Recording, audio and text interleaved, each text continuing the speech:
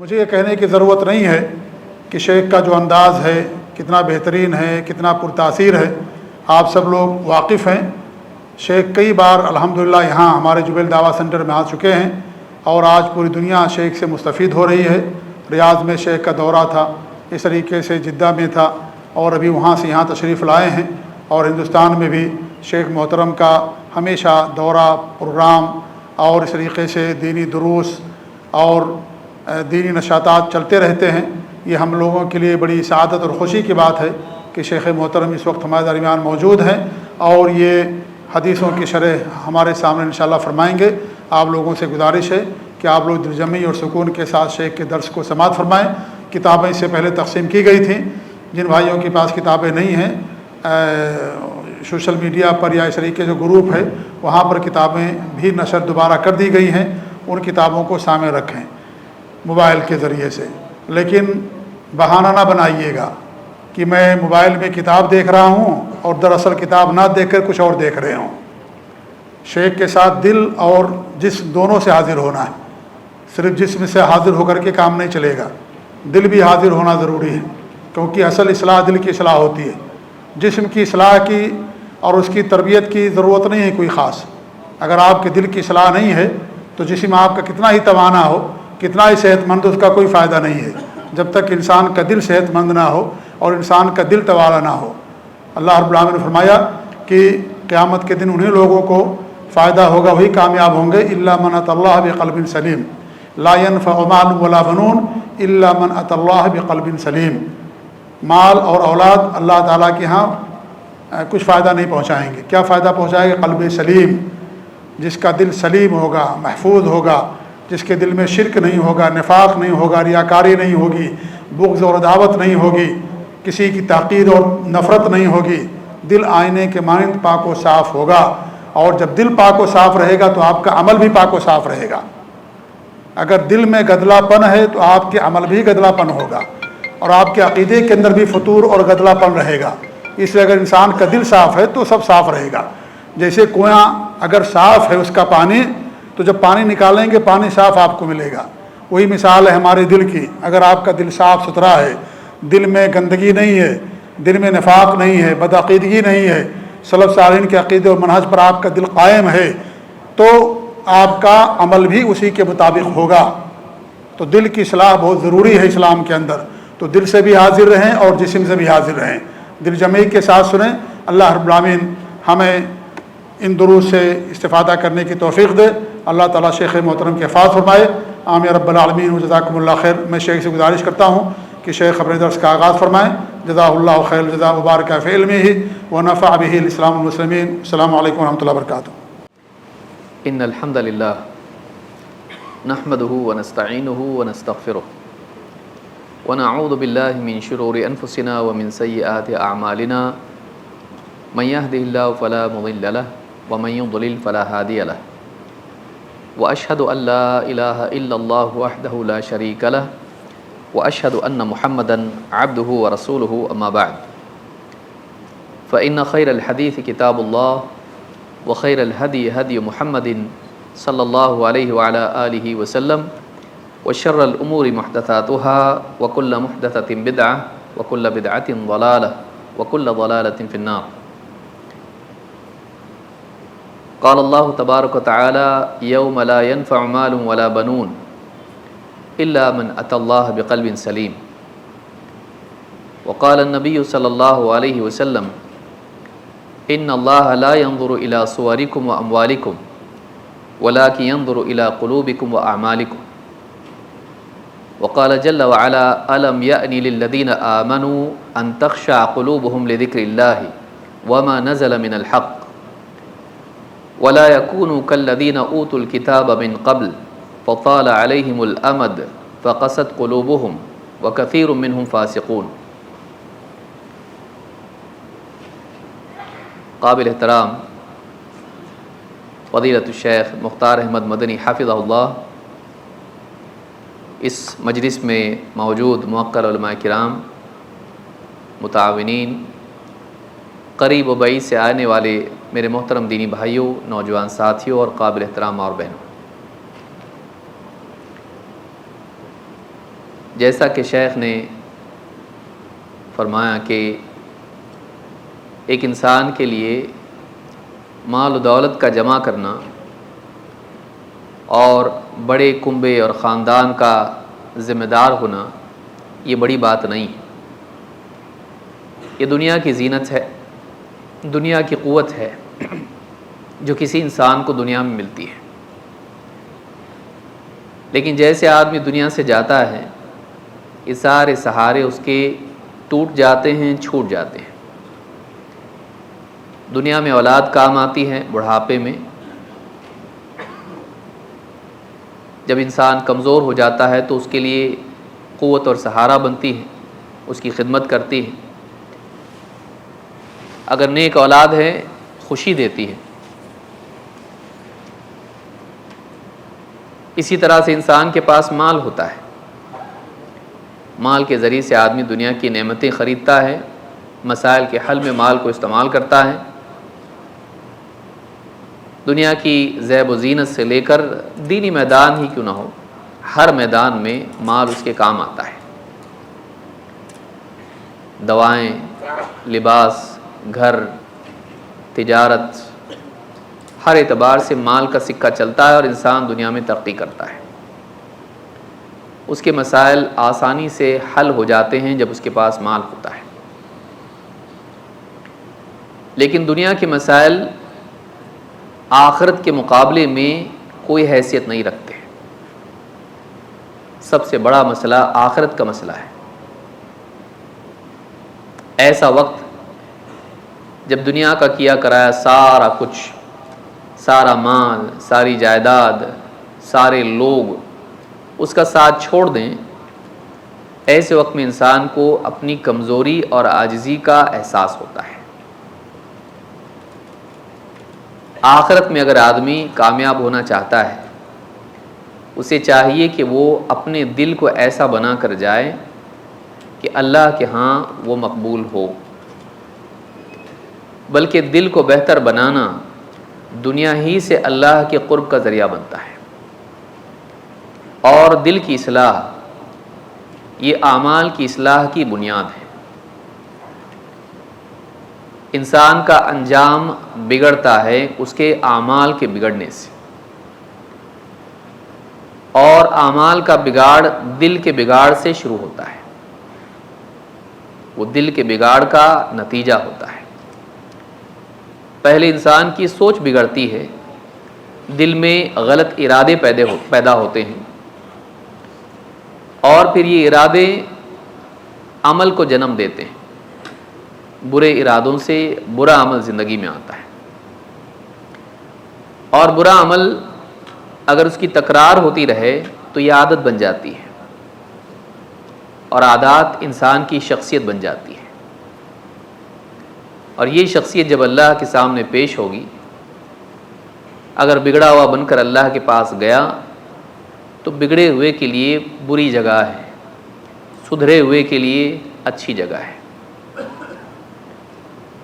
تو معلوم ہوا کہ انسان کا برا انجام اس کی ایک دم شروعات ہوتی ہے اس کے برے افکار سے.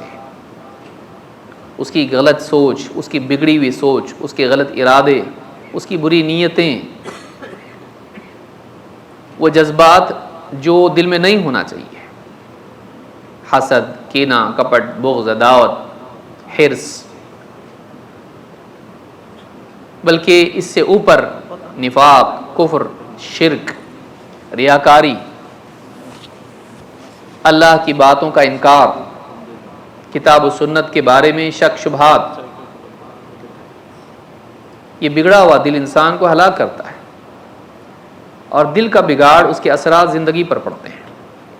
اسی لیے اللہ کے نبی صلی اللہ علیہ وسلم نے فرمایا الا ان فی الجسد مضغہ اذا صلحت صلح الجسد کلہ واذا فسدت فسد الجسد کلہ الا وہی القلب. آدمی کے جسم میں گوشت کا ایک ٹکڑا ہے، اگر وہ صحیح ہو گیا اس کا پورا جسم صحیح ہو جاتا ہے. اگر اس ٹکڑے میں بگاڑ پیدا ہو گیا پورا جسم بگڑ جاتا ہے. اور جان لو کہ انسان کا دل ہے، وہ ایک حصہ جسم کا اگر اس ایک حصے میں سدھار آ جائے بقیہ پورے جسم میں سدھار آتا ہے، اور اگر اس ایک حصے میں بگاڑ آ جائیں بقیہ پورے جسم میں بگاڑ آ جاتا ہے۔ دل سوچتا ہے، ارادے کرتا ہے، دل میں تقویٰ ہوتا ہے، دل میں ایمان ہوتا ہے، دل میں یقین ہوتا ہے، دل میں محبت ہوتی ہے، دل میں خوف ہوتا ہے، دل میں حرص ہوتی ہے، دل میں امید ہوتی ہے، خشیت، خشوع، سارے جذبات جتنے بھی اعلیٰ ترین جذبات ہیں، توکل سے لے کر ساری چیزیں ہیں، یہ دل کا حصہ ہیں، دل میں ہوتی ہے۔ لیکن اگر دل میں ان جذبات کی بجائے برے جذبات آ جائیں تو اس کے اثرات انسان کے اعمال پر پڑتے ہیں، بلکہ دل کا بگاڑ سوچ کو بھی بگاڑ دیتا ہے۔ ویسے جیسے آپ کی آنکھ، آپ اگر چشمہ ایک پہن لیں، کسی خاص رنگ کا پہن لیں، آپ کو ساری چیز اسی رنگ میں دکھائی دیتی ہے، اور اگر چشمے کا شیشہ خراب ہو، اس پر دراریں ہوں، اس پر مٹی لگی ہو، سٹین اس کے اوپر ہو، تو آپ کو چیزیں بھی صاف دکھائی نہیں دیتی ہیں۔ گاڑی آپ چلا رہے ہیں، شیشہ ہے لگا ہوا، اس پہ وائپر ہوتا ہے، کیوں؟ دھول مٹی اس پر جمع ہو جاتی ہے۔ آپ کو سامنے دیکھ کر گاڑی چلانا ہے، آپ کو سب چیزیں صحیح دکھائی دیں، اس کے لیے آپ کو شیشہ بار بار صاف کرنا پڑتا ہے۔ ڈرائیور بھی جب لمبے سفر پر جاتا ہے، پہلا کام یہ کرتا ہے کہ وہ شیشہ صاف کرتا ہے، کیوں؟ اگر صحیح دکھائی نہیں دے گا ایکسیڈنٹ ہوگا۔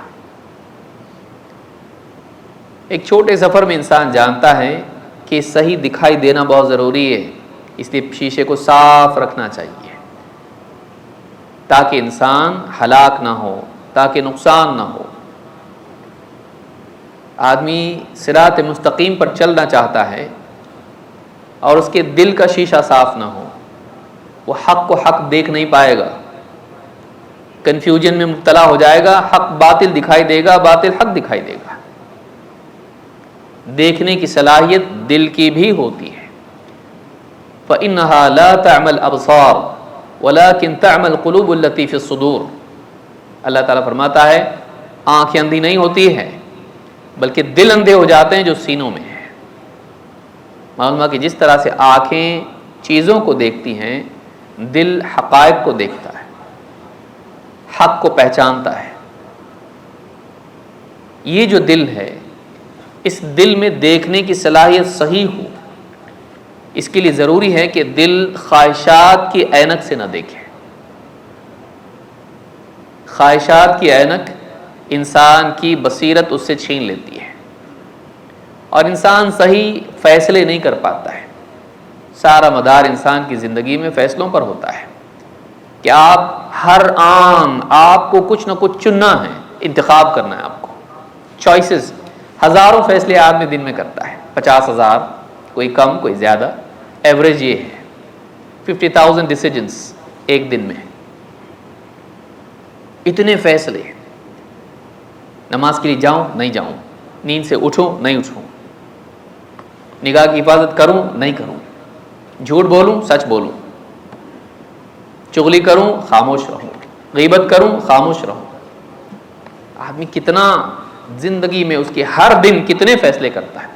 یہ جو فیصلے ہیں صحیح ہوں، اس کے لیے ضروری کہ انسان کا دل خواہشات کا غلام نہ ہو، وہ اللہ کے خوف سے معمور ہو، منور ہو، تب جا کے دل صحیح فیصلے کرتا ہے۔ یا داؤد انا جعلناک خلیفۃ فی الارض فاحکم بین الناس بالقسط ولا تتبع الہوی فیضلک عن سبیل اللہ۔ اے داؤد، ہم نے تم کو زمین میں خلیفہ بنایا ہے، لوگوں کے درمیان فیصلے کرو عدل و انصاف کے ساتھ، اور خواہش کی پیروی مت کرنا، ورنہ خواہش تمہیں اللہ کی راہ سے بھٹکا دے گی۔ صحیح فیصلہ کرنے کے لیے خواہشات سے آزاد ہونا ضروری ہے۔ معلوم ہے کہ انسان کی بری ڈیزائرز اس کے ڈیسیجنز کو خراب کرتی ہے۔ علم ہوتا ہے، لیکن علم کے باوجود انسان کے جذبات اگر بگڑے ہوئے ہوں تو وہ علم کو مائل کر دیتے ہیں دوسری طرف۔ علم کے باوجود بھی وہ غلط ڈیسیجنز لیتا ہے، اور انسان کے غلط فیصلے ہی ہیں جو اس کو کھائی میں لے جاتے ہیں۔ غلط فیصلے اسے گمراہی کے راستے پر، جہنم کے راستے پر ڈال دیتے ہیں۔ صحیح فیصلہ کرنے کے لیے دل کا صحیح ہونا ضروری ہے، ایسا دل جو خواہشات کا غلام نہ ہو، جو علم کے تابع ہو۔ دونوں اپوزٹ ہیں، خواہشات اور علم دونوں الگ ہیں۔ وَلَئِنِ اتَّبَعْتَ أَهْوَاءَهُمْ بَعْدَ الَّذِي جَاءَكَ مِنَ الْعِلْمِ مَا لَكَ مِنَ اللَّهِ مِنْ وَلِيٍّ وَلَا نَصِيرٍ۔ اے نبی، اگر اللہ کی طرف سے علم کے آ جانے کے بعد بھی آپ ان لوگوں کی خواہشات کے پیچھے چلیں تو اللہ کے مقابلے میں آپ کا کوئی مددگار اور کوئی نگراں محافظ نہیں ہوگا۔ مَا لَكَ مِنَ اللَّهِ مِنْ وَلِيٍّ وَلَا نَصِيرٍ۔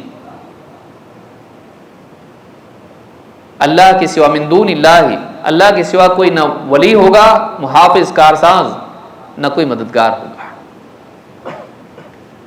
تو اللہ تعالیٰ نے علم کے مقابلے میں خواہش کو رکھا ہے۔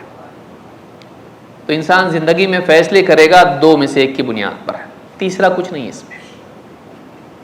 یا تو اس کے فیصلے علم کی بنیاد پر ہوں گے، یا پھر اس کے فیصلے خواہش کی بنیاد پر ہوں گے۔ اسی لیے اللہ تعالیٰ نے قرآن کریم میں نبی صلی اللہ علیہ وسلم کے بارے میں فرمایا وَمَا يَنطِقُ عَنِ الْهَوَىٰ إِنْ هُوَ إِلَّا وَحْيٌ يُوحَىٰ۔ یہ نبی، ہمارے نبی، یہ خواہش کی بنیاد پر نہیں بولتے ہیں، یہ اللہ کی طرف سے نازل کی ہوئی، ان کی طرف القاء کی گئی ایک وحی ہے۔ وحی ایک طرف ہے، خواہش ایک طرف ہے۔ وحی والا علم اور خواہشات، اندر سے امڑنے والی چاہتیں، دل میں پیدا جنم لینے والے فلسفے، یہ چیزیں انسان کو اللہ کی وحی سے آزاد کر کے منمانی کے راستے پر ڈالتے ہیں۔ اور ساری دنیا میں اگر آپ دیکھیں یہی مصیبت ہے۔ فلسفے، چاہتیں جو اللہ کی وحی سے آزاد ہوں۔ انسان کے دل میں کوئی خیال آ سکتا ہے، صحیح بھی ہو سکتا ہے، غلط بھی ہو سکتا ہے۔ اگر وہ وحی کے تابع ہیں اچھی بات، وحی سے آزاد ہے اچھی بات نہیں ہے۔ چاہت کوئی پیدا ہو لذت طلبی اعتبار سے، کسی اعتبار سے، راحت کے اعتبار سے، اگر وہ شریعت کے تابع ہے ٹھیک، نہیں ہے ٹھیک نہیں ہے۔ جب آدمی شریعت کے تابع ہوتا ہے، وحی کے تابع ہوتا ہے دل، تو پھر فیصلے صحیح کرتا ہے، کرنے کا کام کرتا ہے، نہیں کرنے کا کام نہیں کرتا ہے۔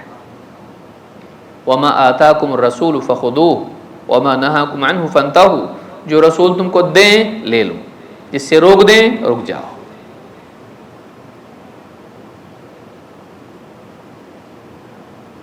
تو یہ جو چیز ہے زندگی میں آئیں، اس کے لیے شروعات آپ کہاں سے کریں گے؟ کتنے لوگ بولتے ہیں ہم چاہتے لیکن کر نہیں پاتے ہیں۔ کیوں نہیں کر پاتے ہیں؟ اس لیے کہ دل اتنا ٹھیک نہیں ہے، دل میں مرض ہے، خواہشات کا مرض، کہ ارادہ اتنا قوی نہیں ہوتا ہے کہ آدمی کر پائے، عزم اتنا مضبوط نہیں ہوتا ہے کہ آدمی خواہشات پر غالب آ کر مجاہدہ کرنے کے لیے کھڑا ہو جائے، عزم اتنا قوی نہیں ہوتا ہے کہ خواہشات اپنی طرف کھینچ رہی ہوں اور آدمی پھر بھی وحی کے تابع ہو جائے۔ اس کے لیے ساری خیر کی شروعات ہوتی ہے دل کی اصلاح سے۔ فَإِن لَّمْ يَسْتَجِيبُوا لَكَ فَاعْلَمْ أَنَّمَا يَتَّبِعُونَ أَهْوَاءَهُمْ، کہ اے نبی اگر یہ آپ کی بات نہیں مانتے ہیں تو جان لیجیے کہ اپنی خواہش کی پیروی کرتے ہیں۔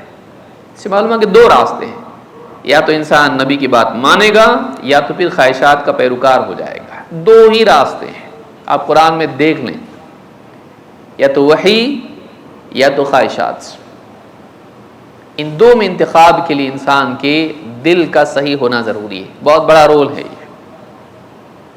گاڑی میں سٹیئرنگ ہوتی ہے، بائک میں ہینڈل ہوتا ہے، جیسا مڑے گا پوری گاڑی وہیں جاتی ہے۔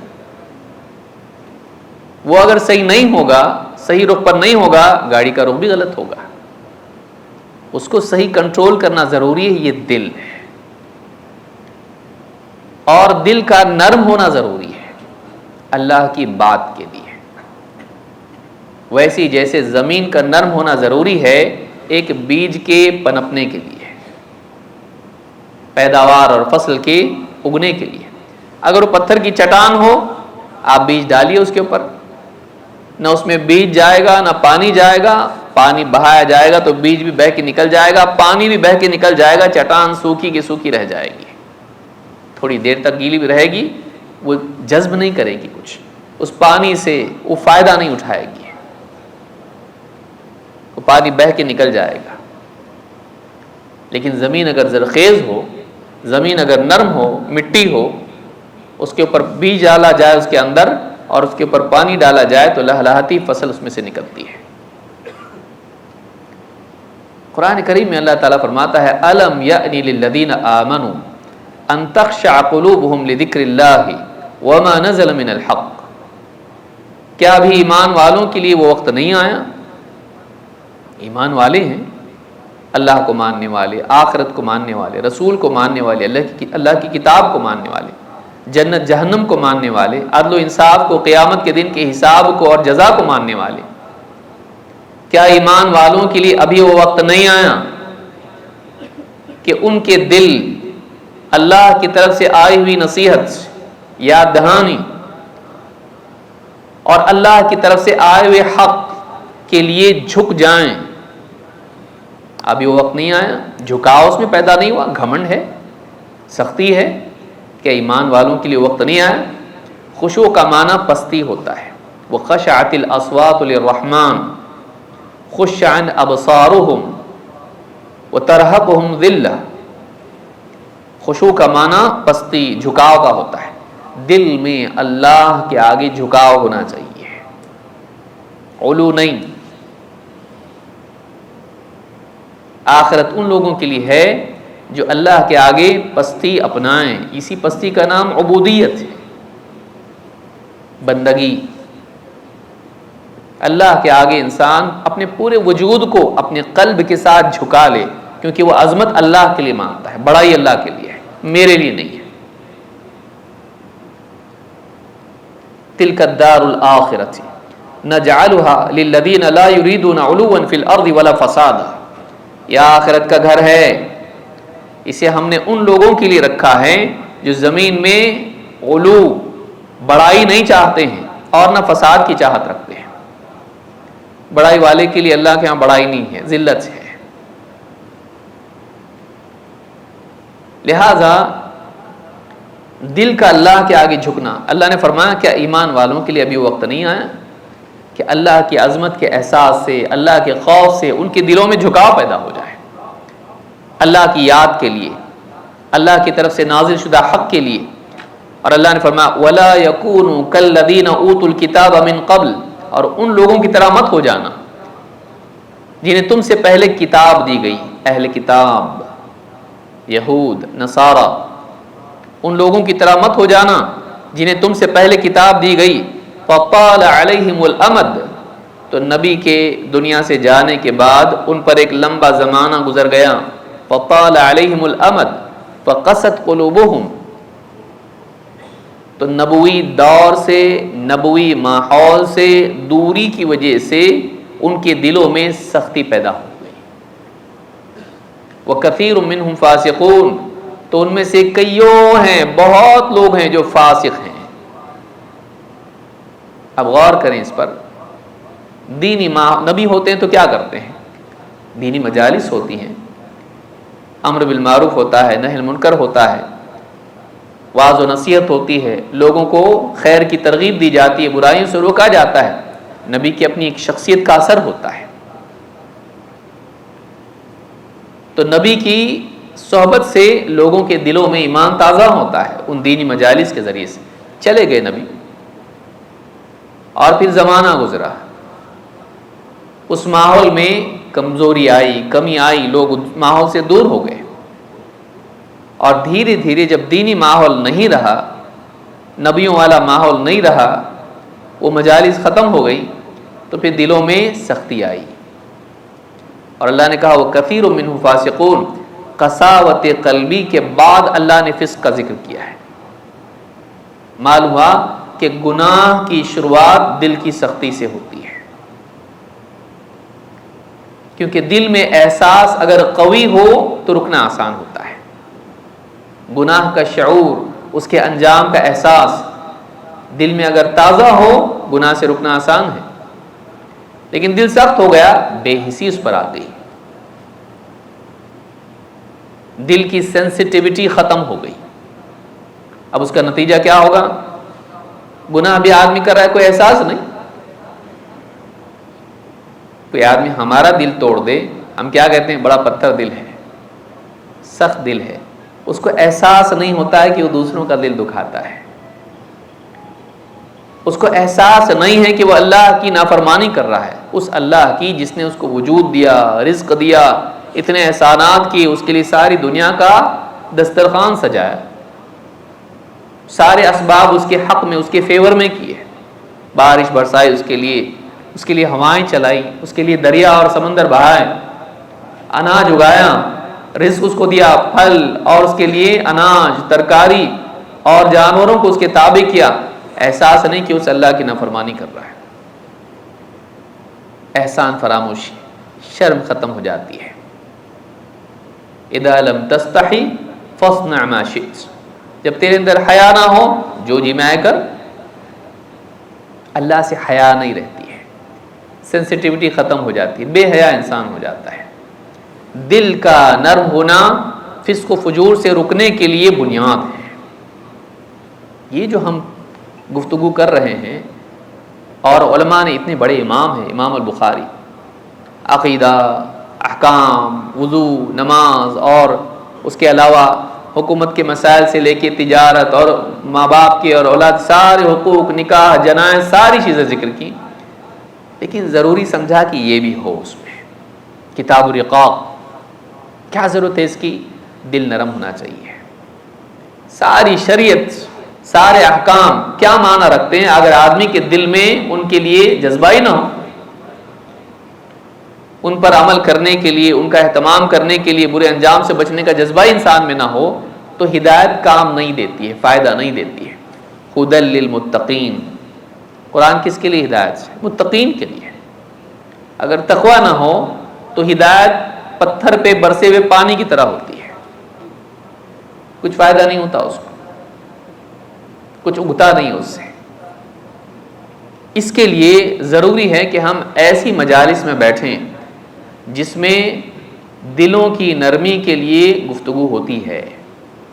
عقیدہ ہمارے لیے سیکھنا ضروری ہے، احکام سیکھنا ضروری ہے، اسی کے ساتھ ساتھ دلوں کی نرمی کے لیے ایسی مجالس میں بیٹھنا ضروری ہے جن سے انسان کو اللہ کی عظمت، آخرت کی ہولناکی، قبر کا معاملہ، پل صراط کا معاملہ، قصاص کا معاملہ، سزا جنت جہنم، اور پھر دنیا میں اللہ کا عذاب اور گناہوں کی برائی، یہ ساری چیزیں، ان کا احساس دل میں پیدا ہو۔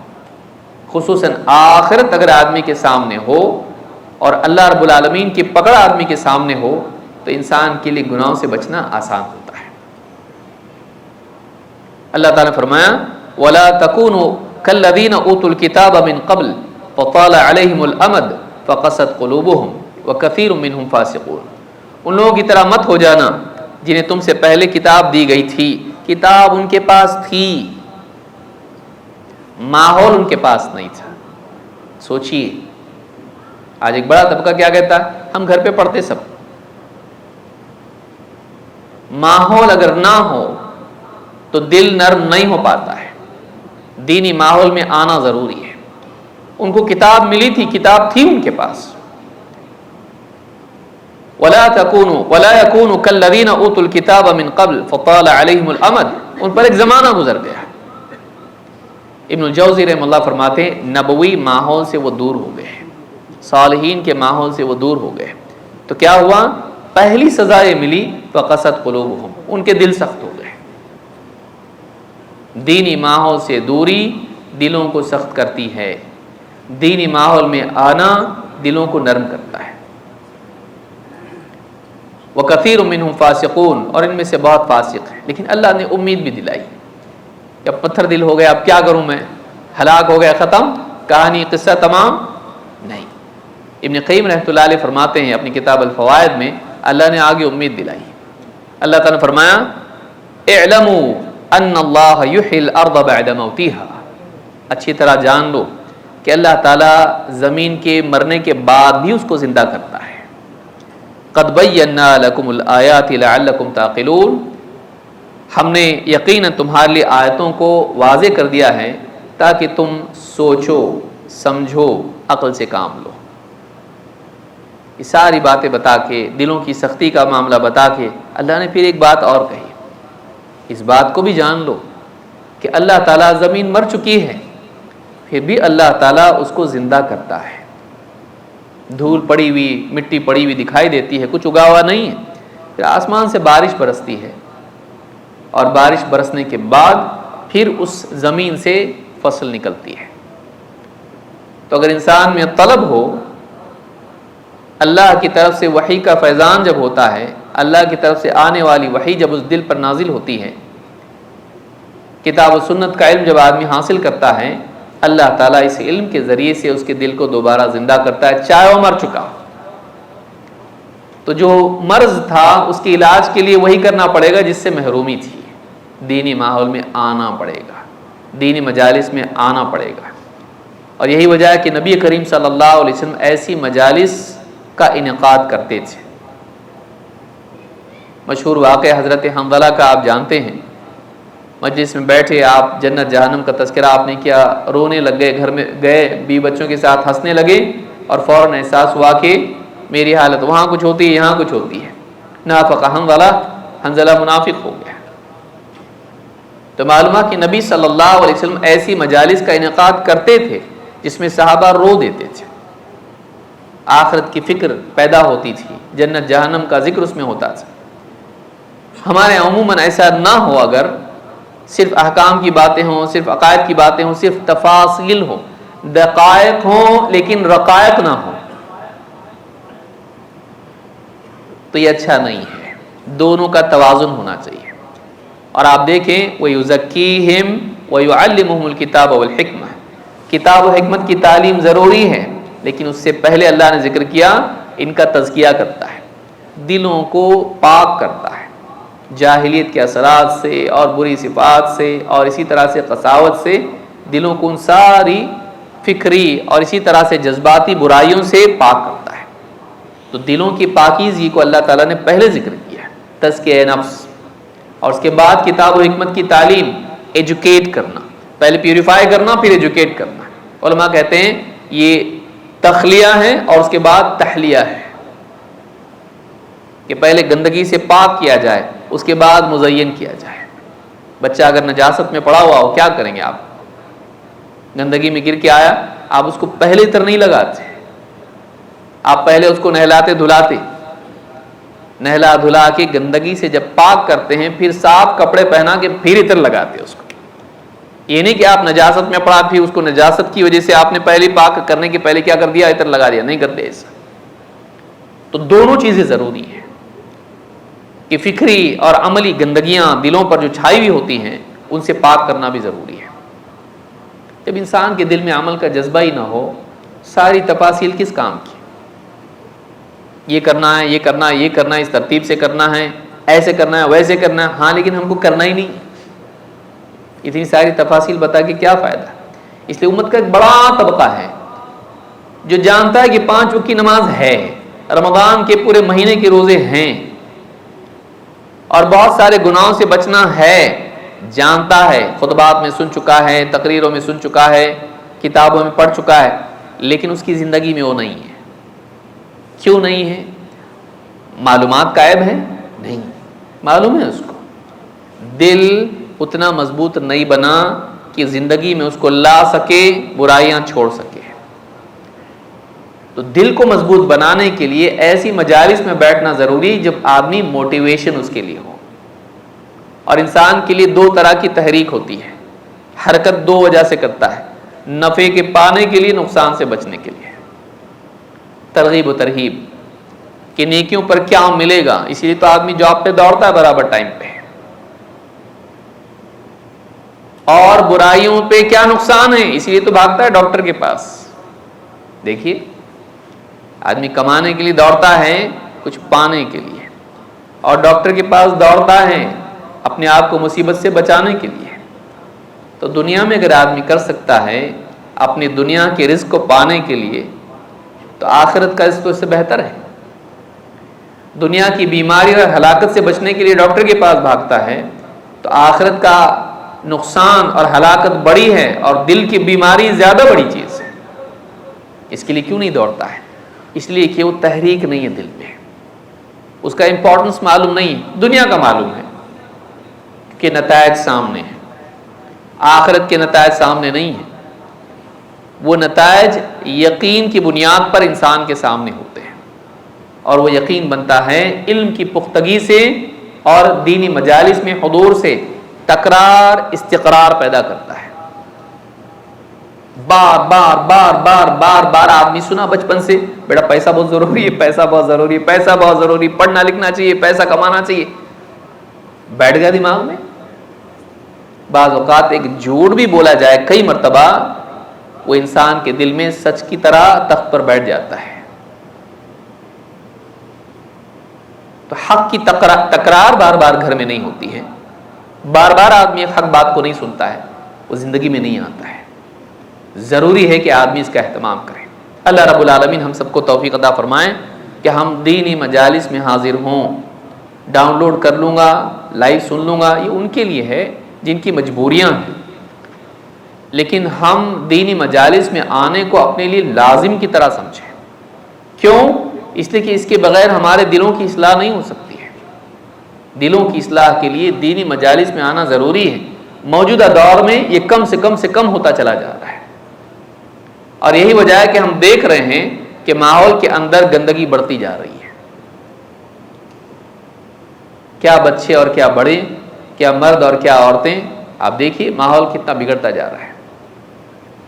دین اعتبار سے کوتاہیاں، محرمات کی طرف انسان کا لپکنا، بلکہ گناہوں کے بارے میں انسان کے دل میں احساس ہی کا کمزور پڑ جانا کہ یہ گناہ ہے، یہ بڑی مصیبت ہے۔ اس کے لیے دینی مجالس میں جب آدمی بار بار آئے گا، برائیوں کی برائی سنے گا، بھلائیوں کی بھلائی سنے گا، اور فوائد اور نقصانات سامنے آئیں گے، عمل کرنا آسان ہوگا۔ پھر عمل کرنے والوں کو دیکھے گا اور عمل کرنا آسان ہوگا۔ تقوی والوں کو دیکھے گا، ترغیب ملے گی۔ اسوہ بھی انسان کی زندگی پر اثر ڈالتا ہے۔ 10 آدمی بیٹھتے ہیں تو ایک دوسرے کو دیکھتے ہیں، ان میں نیک لوگوں کو دیکھ کے نیک بننے کا جذبہ پیدا ہوتا ہے۔ اسی لیے دنیا میں آپ دیکھیے وہ لوگ اس بات کو جانتے ہیں، اس لیے ایڈورٹائزمنٹ آپ کے سامنے رکھتے ہیں کہ دیکھو یہ گھر، یہ باپ ہے، یہ بچے ہیں، یہ بیوی ہے، کیسا خوشحال ہیں۔ تو آپ کو بھی ایسا گھر چاہیے، ایسی زندگی چاہیے؟ لائف انشورنس کیجئے، بینک سے لون لیجئے، گھر لیجئے۔ آدمی دیکھتا ہے ان کو خوشحال دیکھتا ہے، جبکہ دل جانتا ہے یہ جھوٹ ہے، لیکن اس جھوٹ سے بھی ایک فکرہ پیدا ہوتا ہے، ایک جذبہ پیدا ہوتا ہے، مجھے بھی ایسا بننا ہے۔ جھوٹ ہے پھر بھی بنتا ہے، سچ سے نہیں بنے گا، سلف کے واقعات سن کے نہیں بنے گا۔ سوچئے، لیکن اس طرف توجہ نہیں ہونے کی وجہ سے ہمارے دل کمزور ہوتے چلے جاتے ہیں۔ اللہ رب العالمین ہم کو ان باتوں کا احساس ہمارے دل میں پیدا ہو، اس کی توفیق عطا فرمائے۔ آج ہم آگے شروع کریں گے جہاں ہم نے پچھلا چھوڑا تھا، باب نمبر 45 سے۔ باب کیف الحشر، حشر کیسے ہوگا، حشر کیسے ہوگا۔ باب نمبر 45 جو صحیح بخاری کا باب عنوان ہے اور نمبر ہے 45 ہے۔ باب کیف الحشر۔ ابن حجر رحمہ اللہ فرماتے ہیں، قال القرطبی الحشر الجمع، حشر جمع کے لیے کہا جاتا ہے، جمع کرنا، حشر جمع۔ قیامت کے دن قبروں سے لوگ نکلیں گے اور میدان حشر میں جمع ہوں گے، حساب کے لیے، محاسبے کے لیے۔ اس کی کیفیت کیا ہوگی؟ قرآن کریم میں اللہ تعالیٰ فرماتا ہے، وَيَوْمَ نُسَيِّرُ الْجِبَالَ وَتَرَى الْأَرْضَ بَارِزَةً، قیامت کے دن ہم پہاڑوں کو چلا دیں گے، ہٹا دیں گے۔ وَتَرَى الْأَرْضَ بَارِزَةً، اور تو زمین کو دیکھے گا کہ وہ بارزہ ہے، کھلی ہو گئی ہے، نہ اس پر پیڑ ہیں، نہ ٹیلے ہیں، نہ پہاڑ ہیں، نہ عمارتیں ہیں، کچھ نہیں، صاف ایک دم چٹیل میدان، نہ اونچائی نہ ڈھلان، سیدھا میدان ایک دم، کوئی چھپ نہیں پائے گا کسی پیڑ کے پیچھے، پہاڑ کے پیچھے، کسی گھر کے اندر، کچھ نہیں، کوئی چھپنے کی جگہ نہیں۔ وَتَرَى الْأَرْضَ بَارِزَةً وَحَشَرْنَاهُمْ فَلَمْ نُغَادِرْ مِنْهُمْ أَحَدًا، لو ہم نے سب کو جمع کر لیا اور ہم اس دن کسی کو چھوڑیں گے نہیں، ایک کو بھی ہم نہیں چھوڑیں گے۔ کوئی ایک ہو جو رہ جائے بھیڑ میں نہیں آتا ہوں، سب کو آنا پڑے گا۔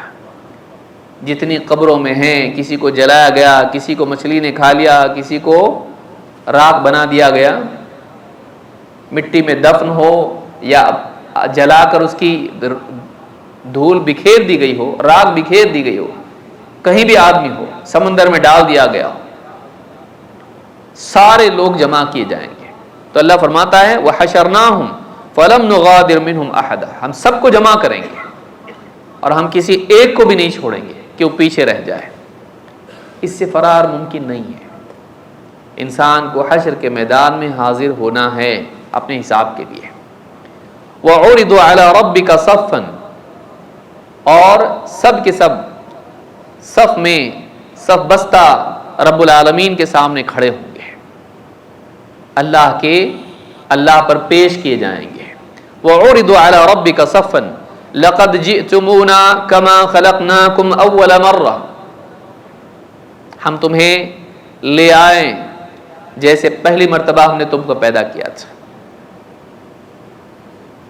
پہلی مرتبہ ماں کے پیٹ سے دنیا میں پیدا ہوئے تھے، اسی حال میں واپس دنیا میں آ گئے، دوسری دنیا میں، آخرت کی دنیا میں۔ بَلْ زَعَمْتُمْ أَن لَّن نَّجْعَلَ لَكُم مَّوْعِدًا، بلکہ تمہارا تو یہ گمان تھا، تمہارا یہ دعویٰ تھا، تمہارا یہ کہنا تھا کہ ہم نے تمہارے لیے کوئی دن مقرر نہیں کیا جمع کرنے کا، تم نبیوں کو جھٹلاتے تھے۔ یہ خطاب ان لوگوں سے ہے جو انکار کرتے ہیں آخرت کا۔ دنیا میں کہتے تھے نا کوئی قیامت کا دن نہیں ہے، سب باتیں ہیں تم کو سدھارنے کے لیے، ایسا بس سماج سیوا کے لیے، سماج کو بہتر بنانے کے لیے قصے گھڑ کے تم کو موٹیویٹ کرنے کے لیے ایک بس محرک ہے، یہ خیالی باتیں ہیں، قصے کہانیاں ہیں، کوئی جنت نہیں، کوئی جہنم نہیں، جو بھی ہے دنیا کی زندگی۔ تم یہ سمجھتے تھے کہ کوئی وقت آنے والا نہیں ہے، ایسا ہم نے کوئی وقت طے نہیں کیا ہے، تم اسی گمان میں بھرم میں پڑے رہے، بلکہ اس کے دعوے کرتے تھے کہ ایسا کچھ بھی نہیں ہے، ہونا ہوتا تو ہو جاتا، دیکھو مر کے کوئی آیا نہیں۔ لیکن آج ہم نے تم کو جمع کر دیا اور کسی ایک کو بھی نہیں چھوڑا، اور جیسے ماں کے پیٹ سے پیدا ہوتا ہے بغیر ختنہ کیا ہوا، ویسے ہی ہم نے واپس تم کو جمع کر دیا۔ کہ تم کہتے تھے نا کہ کیسے واپس بنائے گا اللہ تعالیٰ، کیسے ہڈیوں میں واپس گوشت آئے گا، پور پور بنا دیے، اور ویسا جیسے ماں کے پیٹ سے پیدا ہوئے تھے ویسا بنا دیا۔ قیامت کا دن آنے والا ہے، کوئی اس سے فرار، کوئی اس سے بھاگ نہیں سکتا ہے، کوئی اس سے بچ نہیں سکتا ہے، اور کوئی آدمی اللہ کے سامنے پیش ہونے سے اپنے آپ کو بچا نہیں سکتا ہے۔ عائشہ رضی اللہ تعالیٰ فرماتی ہیں، حدیث نمبر 6527، فرماتی ہیں ان عائشہ رضی اللہ عنہا قالت قال رسول اللہ صلی اللہ علیہ وسلم تحشرون حفاة عراة غرلا، فرماتی ہیں اللہ کے رسول صلی اللہ علیہ وسلم نے فرمایا حشر میں لوگ جمع کیے جائیں گے، حفاة عراة غرلا، حفاة ننگے پاؤں، عراة بے لباس، غرلا بغیر ختنہ کیے ہوئے۔ جیسے بچہ پیدا ہوتا ہے تو اس کی ختنہ نہیں، بعد میں ختنہ کی جاتی ہے، تو جیسے پیدا ہوا تھا واپس ہم تم کو ایسا لوٹا سکتے ہیں۔ اللہ تعالیٰ کی طرف سے یہ ایک علامت ہوگی کہ دیکھو تم کو ہم نے پہلی حالت میں پہنچا دیا ہے، تم کیا سمجھتے تھے نہیں کر سکتے، ہم ختنہ کرنے سے پہلے جیسے تم تھے ہم نے تم کو ویسے کر دیا، ماں کے پیٹ سے جیسے پیدا ہوئے تھے۔ حفاة عراة غرلا، ننگے پاؤں، بے لباس، ننگے بدن اور بے ختنہ کیے ہوئے۔ قالت عائشة فقلت یا رسول اللہ الرجال والنساء ينظر بعضهم الى بعض، حضرت عائشہ نے کہا اللہ کے رسول مرد عورتیں بے لباس ایک دوسرے کو دیکھیں گے؟ دنیا میں انسان بے لباس ہونے سے شرماتا ہے، کسی کے سامنے آتا نہیں ہے۔ قیامت کے دن مرد بھی ہوں گے، عورتیں بھی ہوں گی، اور لباس نہیں، عوراتن بے لباس برہنہ ایک دوسرے کو دیکھیں گے۔ فقال الامر اشد من ان يهمهم ذاك، آپ نے فرمایا قیامت کا معاملہ اتنا شدید ہوگا کہ کسی کو اس طرح کی بات کا خیال بھی نہیں پیدا ہوگا کہ لوگ برہنہ اور ایک دوسرے کو دیکھیں۔ دنیا میں کوئی آدمی برہنہ آ جائے سامنے، فوراً لوگ اس کو دیکھتے ہیں کیا ہے،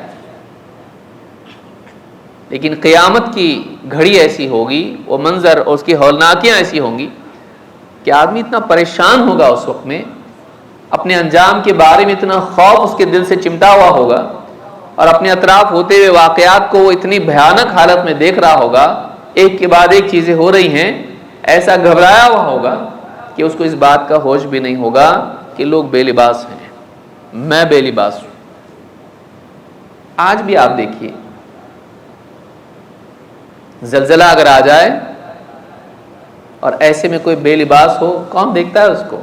زلزلہ آ رہا ہے، اتنے گھبرائے ہوئے لوگ ہوتے ہیں، اور ملکوں کے حالات آپ دیکھیے، آج تو زمانہ ایسا ہے کہ لوگ ویڈیو بنا لیتے ہیں اس وقت میں، جتنے علاقوں میں زلزلے آئے منظر آپ دیکھیے، کسی کو کسی کا ہوش نہیں ہوتا ہے،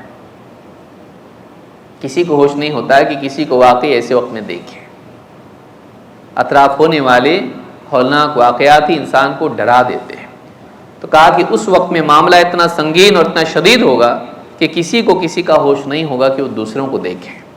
ابن عباس رضی اللہ تعالیٰ عنہ کہتے ہیں نبی صلی اللہ علیہ وسلم نے فرمایا تحشرون حفاۃ عراۃ غرلا، تم قیامت کے دن حشر میں ایسے جمع کیے جاؤ گے کہ بے لباس، پاؤں میں نہ جوتیاں چپل ہیں اور نہ لباس ہے جسم پر، اور بے ختنہ کیے ہوئے۔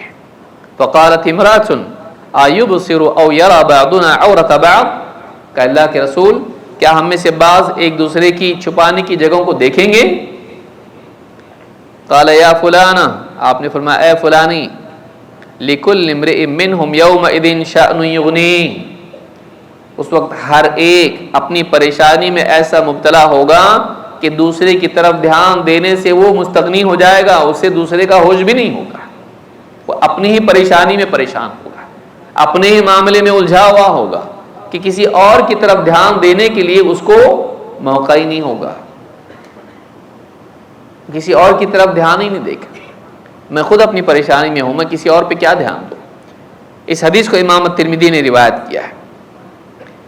ایک اور حدیث ہے جس میں ابو ہریرہ رضی اللہ تعالیٰ فرماتے ہیں ان النبی صلی اللہ علیہ وسلم قال اول من یدعى یوم القیامت آدم، ابو ہریرہ رضی اللہ تعالیٰ کی روایت ہے، نبی صلی اللہ علیہ وسلم کا فرمان ہے، فرماتے ہیں قیامت کے دن سب سے پہلے جس کو پکار کے بلایا جائے گا وہ آدم علیہ السلام ہوں گے۔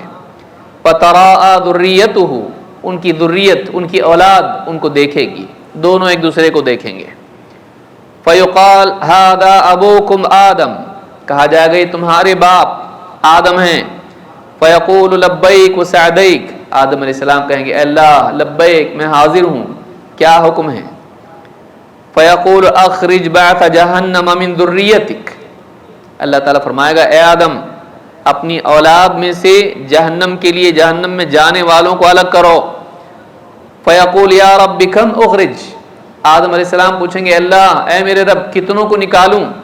فیقول اخرج من کل مئۃ تسعۃ وتسعین، 100 میں سے 99 کو نکالو، 100 میں سے 99 کو نکالو جہنم میں ڈالنے کے لیے، ایک جائے گا جنت میں، اکثریت جہنم میں جائے گی، 100 جہنم، 100 میں سے 99 جہنم میں، ایک جنت میں۔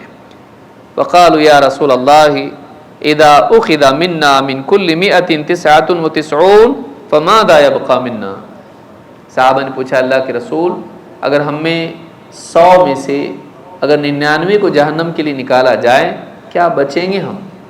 کیسے بچ پائیں گے؟ ہم میں سے کون بچ پائے گا؟ قال ان امتی فی الامم کالشعرۃ البیضاء فی الثور الاسود، آپ نے فرمایا میری امت دوسری امتوں کے مقابلے میں اتنی تھوڑی ہے جیسے ایک کالے رنگ کے بیل پر کچھ سفید بال ہوں. یعنی امتوں میں اتنے سارے لوگ ہیں، اتنی امتیں ہیں اور اتنے لوگ ہوں گے کہ اس امت کے لوگ بہت کم ہوں گے.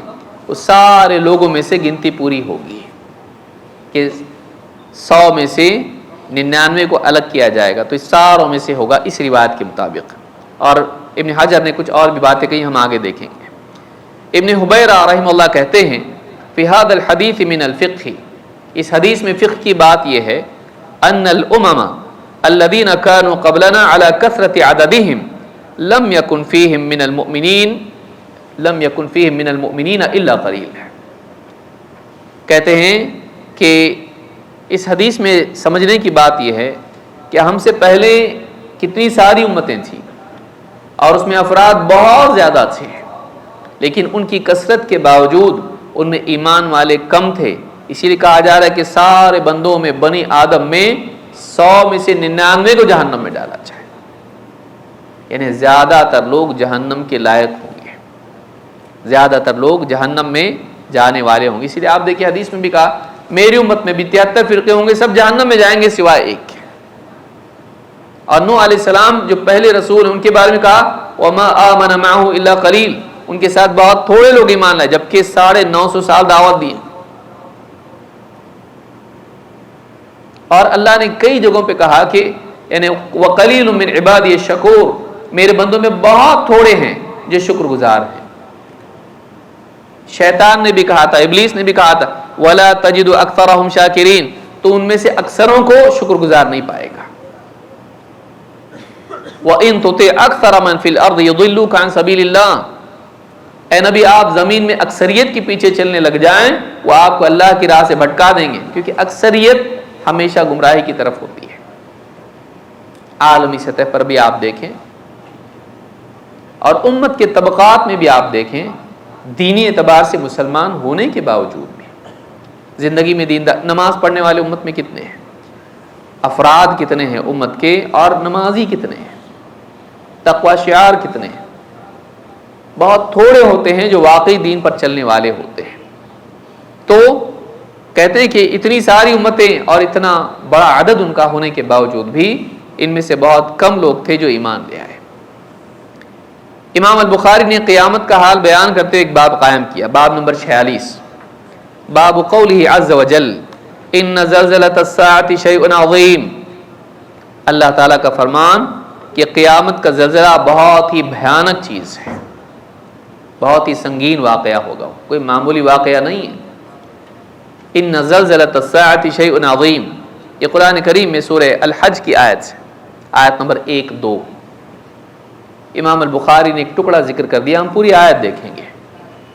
اللہ تعالیٰ فرماتا یا ایھا الناس اتقوا ربکم، اے لوگو اپنے رب سے ڈرو.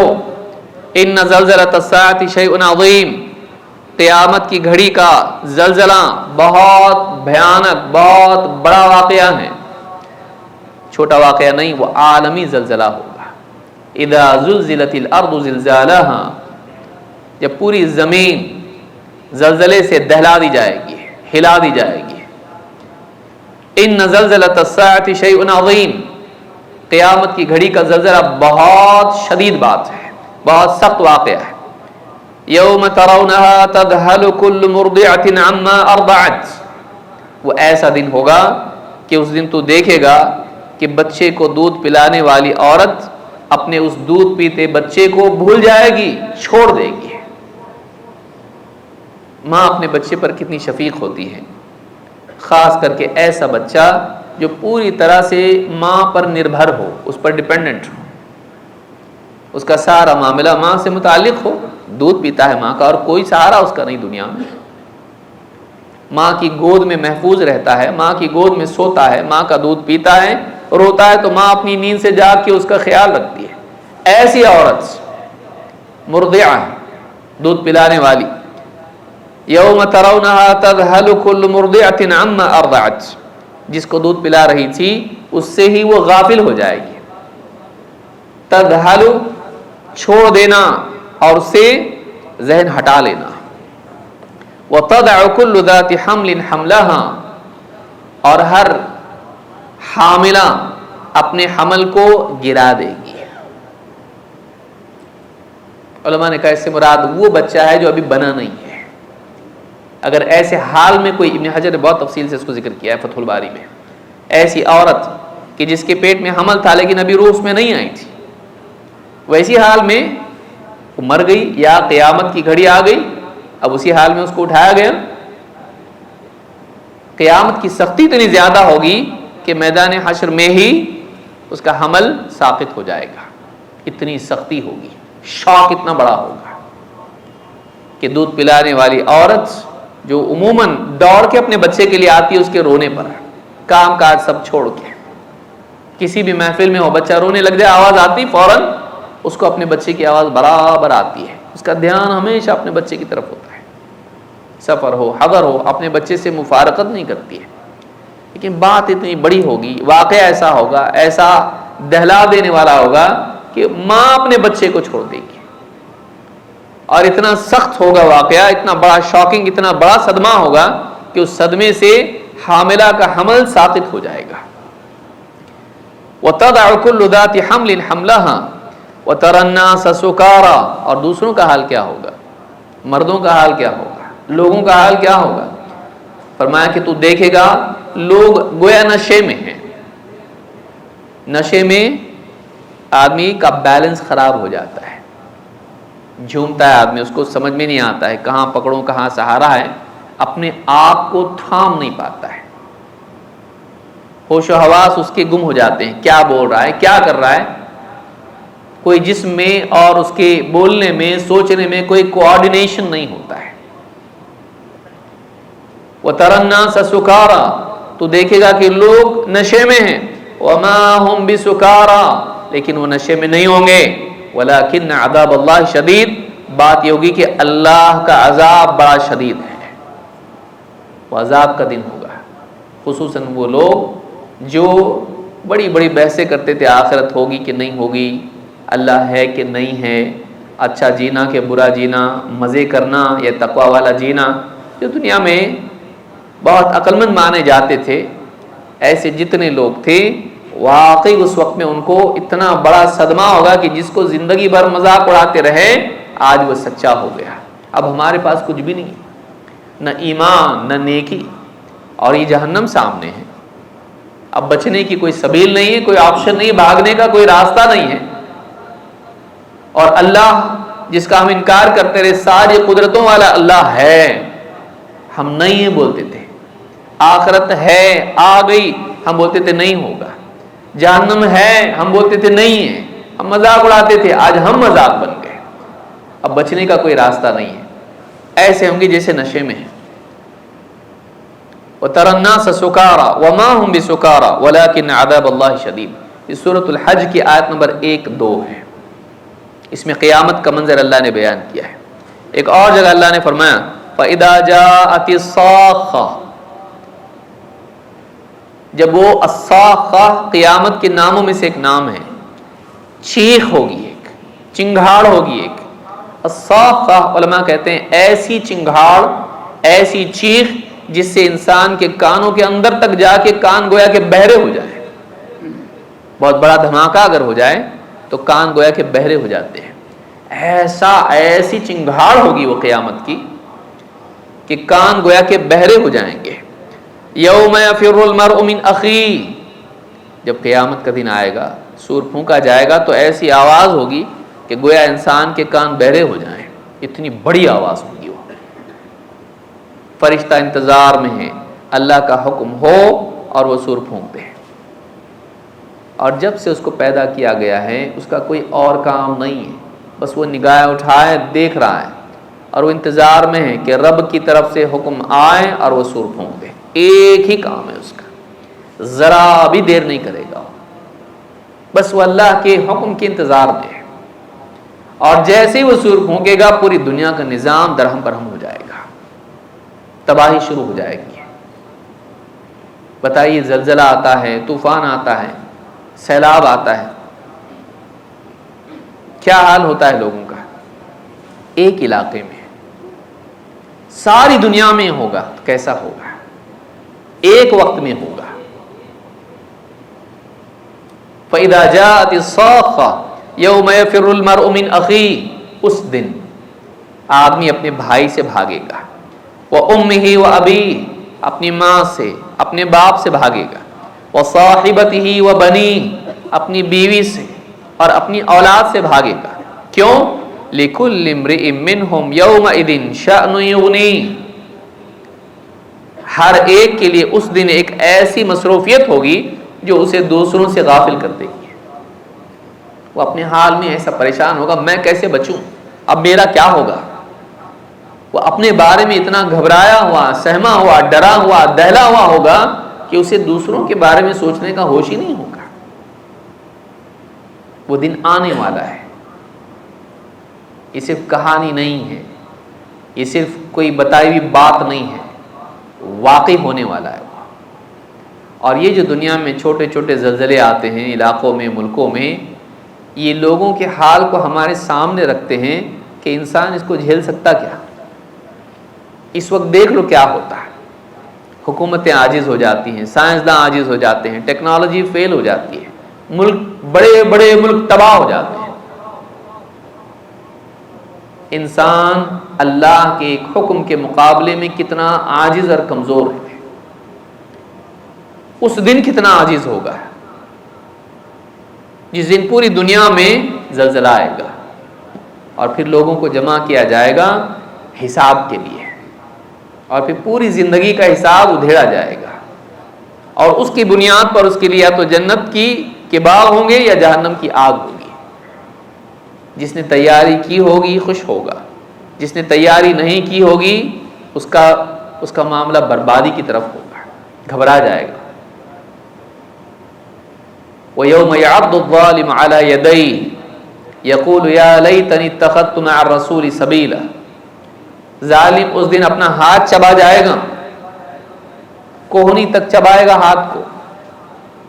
آدمی بعض اوقات ناخن کترتا ہے جب بہت ٹینشن میں ہوتا ہے، بہت زیادہ صدمہ ہوتا ہے تو آدمی اپنے آپ کو کاٹ لیتا ہے، غصے میں آ کر، غمگین ہو کے، فرسٹریٹ ہو کے بعض اوقات آدمی اپنے آپ کو ہی کاٹتا ہے۔ اتنا زیادہ فرسٹریٹ ہو جائے گا وہ کہ ہاتھ چبا جائے گا۔ یوم یعض الظالم علی یدیہ، کیا کہے گا؟ یقول یا لیتنی اتخذت مع الرسول سبیلا، کاش کہ میں نے رسول کے ساتھ رسول والا راستہ اپنایا ہوتا۔ اس کو افسوس کیا ہوگا، غلط راستہ چلا میں، غلط لوگوں کے ساتھ گیا میں۔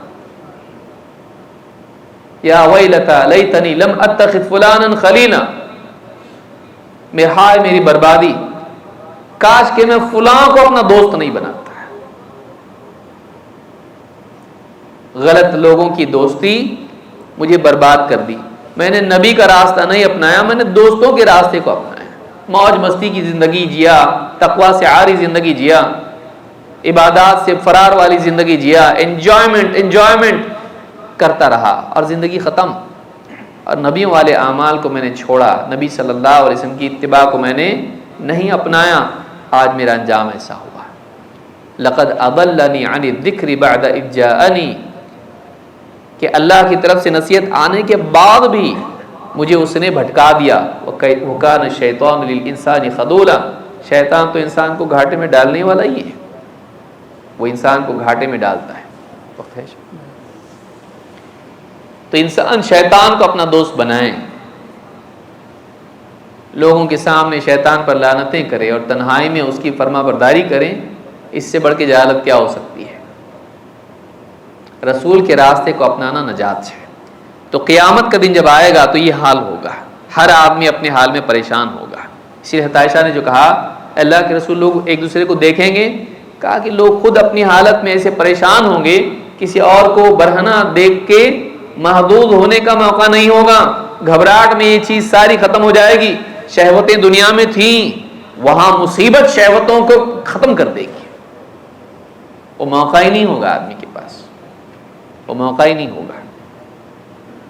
ایک دنیا میں بڑا ایکسیڈنٹ ہو جائے اور لاشیں پڑی ہوں اور لباس نہ ہو ان کے اوپر، آدمی اس وقت میں کیا کرتا ہے؟ لاشوں کے بے لباس ہونے کو دیکھ کر محظوظ ہوتا ہے؟ نہیں، لاشیں پڑی ہیں برہنہ اور وہ بھی بالکل زخمی پڑا ہوا ہے، بتائیے اس وقت میں کیا ہوتا ہے؟ وہ دیکھتا ہے برہنہ ہے لوگ، اس کو ہوش اپنا نہیں ہوتا ہے، تکلیف ایسی ہوتی ہے، پریشانی ایسی ہوتی ہے، گھبراہٹ ایسی ہوتی ہے، اس کو کچھ سوچتا نہیں کیا کرے۔ وہ قیامت کا دن ہوگا، کسی کو کسی کا ہوش نہیں ہوگا۔ اللہ تعالیٰ فرماتا ہے فَكَيْفَ تَتَّقُونَ إِن كَفَرْتُمْ يَوْمًا يَجْعَلُ الْوِلْدَانَ شِيبًا۔ ایک اور بات اللہ نے بیان کی، قیامت کے دن کیا ہوگا، تم کیسے اپنے آپ کو بچاؤ گے؟ اگر تم نے کفر کیا تو کیسے بچاؤ گے اپنے آپ کو اس دن سے؟ یومن یجعل الولدان شیبا، جس دن بچے بھی بوڑھے ہو جائیں گے۔ جو بچوں کو بھی بوڑھا کر دے ایسا دن۔ آج بھی دیکھیے آدمی بہت زیادہ فکر کرتا ہے تو بڑھاپا جلدی آ جاتا ہے۔ ماہرین کہتے ہیں کہ سٹریس انسان کی عمر کو زیادہ تیزی سے آگے لے جاتا ہے، بڑھاپا جلدی آتا ہے۔ اتنا سٹریس ہوگا اس دن کہ اگر بچہ بھی ہو تو اس بچے کو بھی بڑھاپا آ جائے۔ ایسا دن جو اتنی گھبراہٹ کا دن ہوگا کہ بچے کو بوڑھا کر دے۔ تم کفر کر رہے ہو دنیا میں، کیسے بچاؤ گے اس دن اپنے آپ کو؟ تمہارے پاس ایمان نہیں تو بچنے کی سبیل کیا ہے تمہارے پاس؟ اللہ فرماتا ہے فَكَيْفَ تَتَّقُونَ إِن كَفَرْتُمْ يَوْمًا إِن كَفَرْتُمْ، اگر تم کفر کرو تو کیسے بچا پاؤ گے اپنے آپ کو؟ آج تم کفر کو اپنا طریقہ حیات بنائے ہوئے ہو، نہیں مانتے آخرت کو، وہ دن آ جائے گا تو بچو گے کیسے اس میں؟ وہ دن اتنا سخت ہے کہ بچہ بھی بوڑھا کر دے، اس میں بچے کو بھی بوڑھا بنا دے۔ اس سورہ مزمل میں اللہ نے کہا ہے۔ تو یہ قیامت کا دن ہے۔ اسی حدیث کو پھر ایک اور طریق سے امام بخاری لائے ہیں، عن ابی سعید قال قال رسول اللہ صلی اللہ علیہ وسلم یقول اللہ یا آدم، اللہ کے رسول صلی اللہ علیہ وسلم نے فرمایا، ابو سعید خدری رضی اللہ عنہ کی روایت ہے، اللہ تعالیٰ آدم علیہ السلام سے کہے گا اے آدم، فیقول لبیک وسعدیک والخیر فی یدیک، آدم علیہ السلام کہیں گے کہ لبیک وسعدیک، اے اللہ خیر تیری ہاتھوں میں ہے۔ قال یقول اخرج بعث النار، اللہ تعالیٰ فرمائے گا جہنم کے لیے جہنم کا جو حصہ ہے وہ نکالو، جو جہنم کے لائق ہیں ان کو چھانٹ کے الگ کرو۔ قال وما بعث النار، آدم علیہ السلام پوچھیں گے جہنم کا حصہ، جہنم میں بھیجنے کے لیے جہنم میں جانے والے کتنے؟ قال من كل 1999، ہر 1000 میں سے ایک نکالو، یعنی ہر 1000 میں سے 999 جہنم کے لیے نکالو، ایک جنت میں جائے گا صرف۔ 1000 میں سے 999 جہنم کے لیے۔ فذاک حین یشیب الصغیر، اللہ کے نبی صلی اللہ علیہ وسلم فرماتے ہیں یہ وہ وقت ہوگا کہ بچہ بھی بوڑھا ہو جائے گا، بچہ بھی خوف کے مارے بوڑھا ہو جائے، یہ وقت ہوگا کہ جب اللہ تعالیٰ حکم دے گا۔ اور فرماتے ہیں وَتَضَعُ كُلُّ ذَاتِ حَمْلٍ حَمْلَهَا وَتَرَى النَّاسَ سُكَارَى وَمَا هُمْ بِسُكَارَى وَلَكِنَّ عَذَابَ اللَّهِ شَدِيدٌ، اور حمل والی عورت اپنے حمل کو ساقط کر دے گی اور تو دیکھے گا کہ لوگ نشے میں ہیں، گویا کہ نشے میں ہیں لیکن وہ نشے میں نہیں ہوں گے، اللہ کا عذاب ہوگا جو اس کی سختی کا نتیجہ ہی ہوگا۔ فاشتد ذلك علیہم، جب آپ نے کہا تو صحابہ پر یہ چیز بڑی بھاری گزری ہے، ان کے لیے بہت تکلیف ہوئی ہے سن کے، کیسا ہوگا ہمارا؟ کافر کو اس وقت ہوگا، مومن کو یہاں ہوتا ہے، اس کو آج ٹینشن آتا ہے، کافر کو وہاں ٹینشن آئے گا، یہاں وہ خوشحال رہتا ہے، مزے میں رہتا ہے کیونکہ آخرت دیکھا نہیں، لیکن مومن چونکہ علم کی بنیاد پر اپنے دل کی نگاہوں سے دیکھتا ہے، علم کی بنیاد پر آخرت کو مانتا ہے، یقین کی بنیاد پر آخرت کو مانتا ہے، تو اس پر بہت سے احوال، بہت سے احوال دنیا ہی میں گزر جاتے ہیں، اس لیے وہ تیاری میں لگ جاتا ہے، وہ ڈر آج ہی سے شروع ہو جاتا ہے اس کو، اور یہ اس کے لیے محرک بنتا ہے تیاری کا۔ کہا کہ فاشتد ذلك علیہم فقالوا یا رسول اللہ اینا ذلك الرجل، ہم میں سے کون ہوگا پھر بچنے والا؟ 1000 میں سے 99 جہنم میں جا رہے ہیں، ایک بچے گا، کون؟ کتنے بچ پائیں گے ہم لوگ پھر؟ قال ابشروا، آپ نے فرمایا خوشخبری سنو، ڈرانے کے ساتھ امید بھی دلانا چاہیے۔ اچھا خطیب وہ ہے کہ جو اتنا نہ ڈرائے کہ لوگ مایوس ہو جائیں اور اتنی امید نہ دلائے کہ لوگ بے فکر ہو جائیں. تو آپ نے ڈرایا آخرت کے دن سے، لیکن آپ نے امید بھی لی. آپ نے کہا ابشروا فإن من یأجوج ومأجوج الفا ومنکم رجل. آپ نے فرمایا خوشخبری سن لو، یاجوج ماجوج میں سے 1000 ہوں گے، یعنی 999، کیونکہ کبھی کبھی راؤنڈ فگر بھی بیان کیا جاتا ہے. ان میں سے 1000 ہوں گے، ومنکم رجل، اور تم میں سے ایک ہوگا. تم میں سے ایک، لیکن بقیہ کہاں سے نکلیں گے؟ وہ سب بہت بڑی فوج ہوگی یاجوج ماجوج کی، ساری انسانیت میں سے نکالا جائے گا نا اس میں. تو یاجوج ماجوج میں سے 999 اور تم میں سے ایک. ثم قال والذی نفسی بیدہ انی لاطمع ان تکونوا ثلث اہل الجنہ. کہا کہ اس ذات کی قسم جس کے ہاتھ میں میری جان ہے، مجھے اس بات کی امید ہے کہ میں لالچ رکھتا ہوں، اس بات کی امید رکھتا ہوں بات کی کہ ان تکونوا ثلث اہل الجنہ، کہ تم اہل جنت میں سے 1/3 ہوں گے. اس امت کے افراد، پوری انسانیت جنت میں جو بھی نیک لوگوں کی ہوگی، ان میں سے 1/3 اس امت کے افراد ہوں گے. 1/3. قال فحمدنا اللہ وکبرنا. کہتے ہیں کہ ہم نے اللہ کی حمد کی اور تکبیر بیان کی، اللہ الحمدللہ اللہ اکبر. اپنے اپنے طور پر، یہ نہیں کہ ایک آواز سے سب نے کہا، جسے آج کل کہا جاتا نا کہو تکبیر تو سب تکبیر بولتے ہیں، یہ طریقہ نہیں ہے. تو حمد کی اللہ کی، تمام تعریف اللہ کے لیے، اللہ بہت بڑا ہے. تکبیر بیان کی، تعجب کے وقت میں، خوشی کے وقت میں جذبات آ جائیں اس طرح کے دل میں تو اس طرح کے کلمات کہے جاتے، تکبیر کہی جاتی ہے. ثم قال والذی نفسی بیدہ انی لاطمع ان تکونوا شطر اہل الجنہ. آپ نے فرمایا بلکہ اللہ، اس ذات کی قسم جس کے ہاتھ میں میری جان ہے، تم جنتیوں کا آدھا ہوگے. جنت میں جانے والے جتنے جنت میں ہوں گے اس میں 50%، آدھا، شطر آدھا جنتی کون ہوں گے؟ اس امت کے افراد ہوں گے. آگے ایک اور روایت آ رہی ہے، ان مثلکم فی الامم کمثل الشعرۃ البیضاء فی جلد الثور الاسود.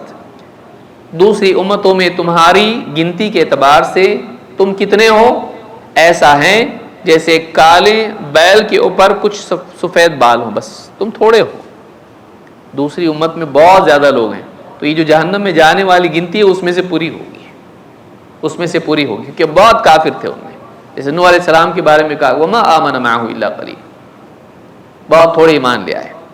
او الرقمۃ فی ذراع الحمار، یا پھر جو گدھا ہوتا ہے اس کے اوپر ایک نشان جو بنا ہوا ہوتا ہے اس کے ہاتھ پر، بس تمہاری حالت ایسی کہ پورے اس کے مقابلے میں تھوڑے ہو، تم دوسری امتوں کے مقابلے میں کم ہو. عمران ابن حسین کہتے ہیں كنا مع النبی صلی اللہ علیہ وسلم فی سفر فتفاوت بین اصحابہ فی السیر. اسی روایت کے علاوہ اور روایتیں ہیں جو دوسری کتابوں میں، بخاری میں نہیں. کہتے ہیں ہم اللہ کے نبی صلی اللہ علیہ وسلم کے ساتھ سفر میں تھے تو لوگ آگے پیچھے ہو گئے. فرفع رسول اللہ صلی اللہ علیہ وسلم صوتہ بہاتین الآیتین، تو اللہ کے رسول صلی اللہ علیہ وسلم نے اونچی آواز سے یہ 2 آیتیں پڑھی جو سورہ الحج کی آیتیں ہیں، جو ہم نے اس سے پہلے دیکھی. یا ایھا الناس اتقوا ربکم ان زلزلۃ الساعۃ شیء عظیم الی قولہ ولکن عذاب اللہ شدید، یہاں تک آپ نے پڑھا. فلما سمع ذلك اصحابه حثوا المطیہ وعرفوا انه عند قول یقوله. جیسے صحابہ نے سنا نبی صلی اللہ علیہ وسلم اس طرح سے اونچی آواز سے قرآن کی آیت پڑھ رہے ہیں، انہیں محسوس ہوا، انہوں نے جلدی جلدی اپنی سواریاں دوڑانا شروع کی، اور انہیں یقین تھا کہ اب اللہ کے نبی صلی اللہ علیہ وسلم کچھ واعظ و نصیحت کرنے والے ہیں. فقال هل تدرون ای یوم ذلک، آپ نے فرمایا تمہیں معلوم ہے یہ کون سا دن ہے جو اس آیت میں بیان کیا گیا ہے؟ قالوا اللہ ورسولہ اعلم، صحابہ نے کہا اللہ اور اس کا رسول ہی بہتر جانتے ہیں. قال ذلك يوم ينادي الله فيه آدم فيناديه ربه، یہ وہ دن ہوگا جب اللہ تعالیٰ آدم علیہ السلام کا رب انہیں آواز دے گا، پکارے گا. فيقول يا آدم ابعث بعث النار، اللہ فرمائے گا اے آدم جہنم کے لیے لوگ الگ کرو، نکالو جہنم میں بھیجنے کے لیے. فیقول اے رب وما بعث النار، آدم علیہ السلام پوچھیں گے اے میرے رب جہنم کے لیے کون لوگ بھیجنے ہیں، کتنے بھیجنے ہیں؟ فیقول من کل 1999 الی النار وواحد فی الجنہ، 999 جہنم میں اور ایک جنت میں. فیئس القوم، جب یہ سنا تو صحابہ بالکل مایوس ہو گئے. فیئس القوم حتی ما ابدوا بضاحکۃ، یہاں تک کہ ان کی مسکراہٹ ہی اڑ گئی چہرے سے. صحابہ خوش مزاج لوگ تھے، آپس میں جب ایک دوسرے سے ملتے تو اچھے حال میں ملتے تھے، مجالس میں خوش مزاجی ہوتی تھی. جب یہ سنا صحابہ نے، ان کے چہروں کی مسکراہٹ غائب ہو گئی. فلما رأى رسول اللہ صلی اللہ علیہ وسلم الذی باصحابہ، جب اللہ کے رسول صلی اللہ علیہ وسلم نے صحابہ کا یہ حال دیکھا تو آپ نے فرمایا قال اعملوا وابشروا، عمل کرو اور خوشخبری سنو. خالی خوشخبری مت سنو، کیا کرو؟ عمل کرتے رہو اور خوشخبری سنو. فوالذی نفس محمد بیدہ، اس ذات کی قسم جس کے ہاتھ میں محمد کی جان ہے، انکم لمع خلیقتین ما کانتا مع شیء الا کثرتاہ، تم ایسی دو مخلوقات کے ساتھ ہو کہ جس کے ساتھ بھی وہ ہو جائیں اس کو بڑھا دیتے ہیں. یاجوج و ماجوج، ایک تو یاجوج اور ماجوج ہیں، ایک قوم یہ ہے یاجوج و ماجوج. ومن مات من بنی آدم و بنی ابلیس، اور جو مر گئے فوت ہو گئے بنی آدم میں سے اور بنی ابلیس میں سے. اتنے زیادہ ہیں یہ کہ گنتی پوری کرنے کے لیے کافی ہو جائیں گے. صرف تم سے گنتی پوری نہیں کی جائے گی، بلکہ ابلیس کی اولاد اور پچھلے انسانیت میں سے پچھلے لوگ، پچھلے گزرے ہوئے لوگ، اور یاجوج ماجوج جو اتنے سارے ہوں گے. تو گھبرانے کی بات نہیں ہے، یہ جن کے بھی ساتھ ہو جائیں گنتی بڑھ جاتی ہے. تو ان میں سے نکالا جائے گا اور پھر تم میں سے ایک ہوگا.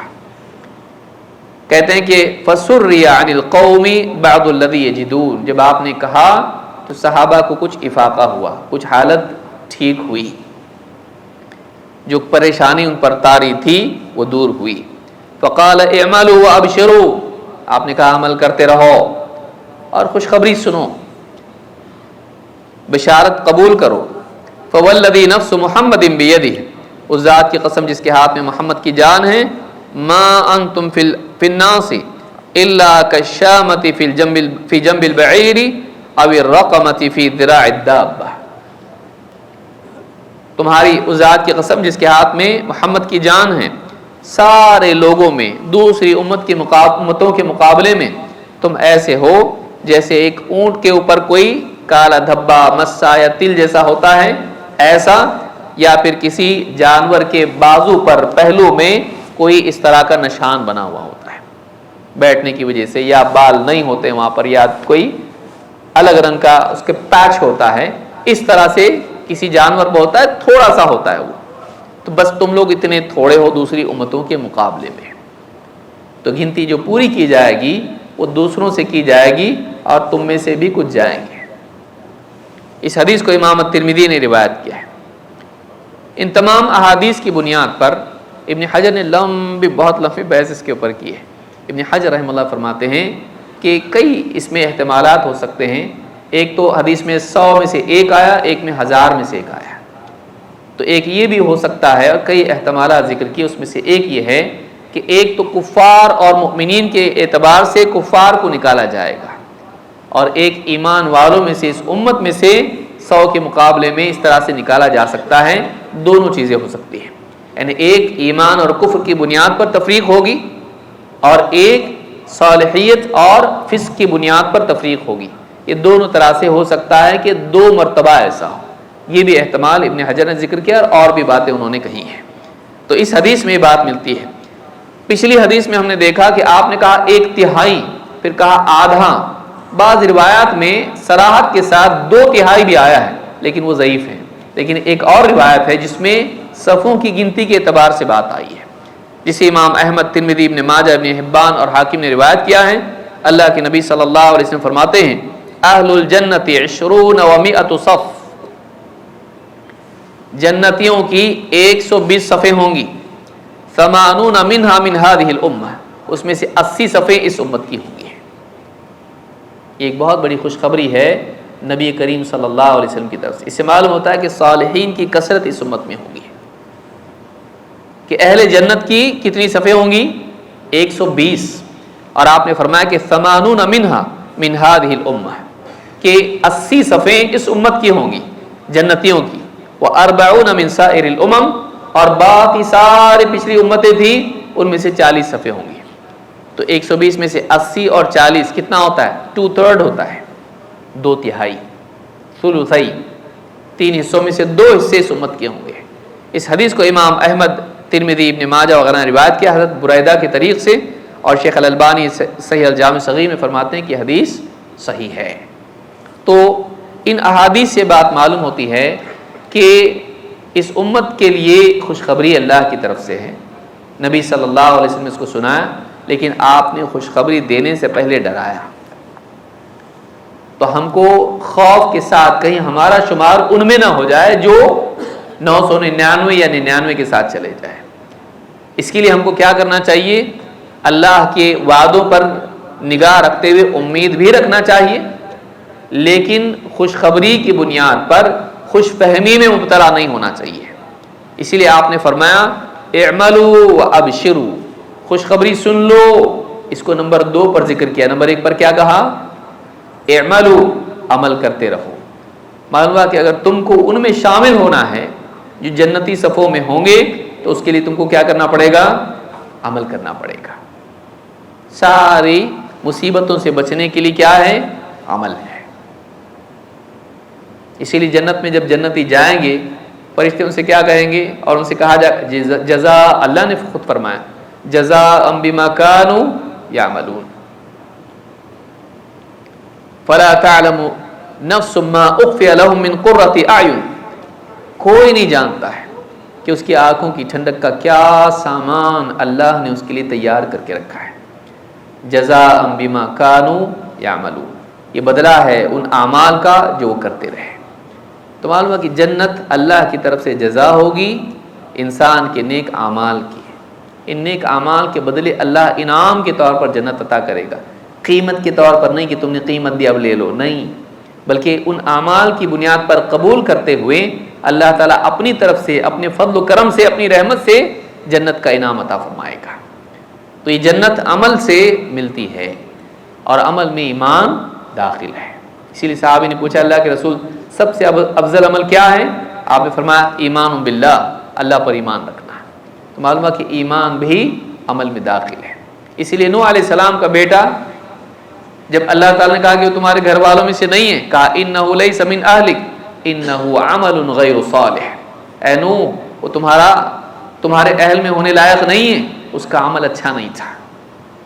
اللہ نے عمل کہا جس میں ایمان خود داخل ہے، کہ وہ انکار کرنے والا تھا، وہ ماننے والا نہیں تھا۔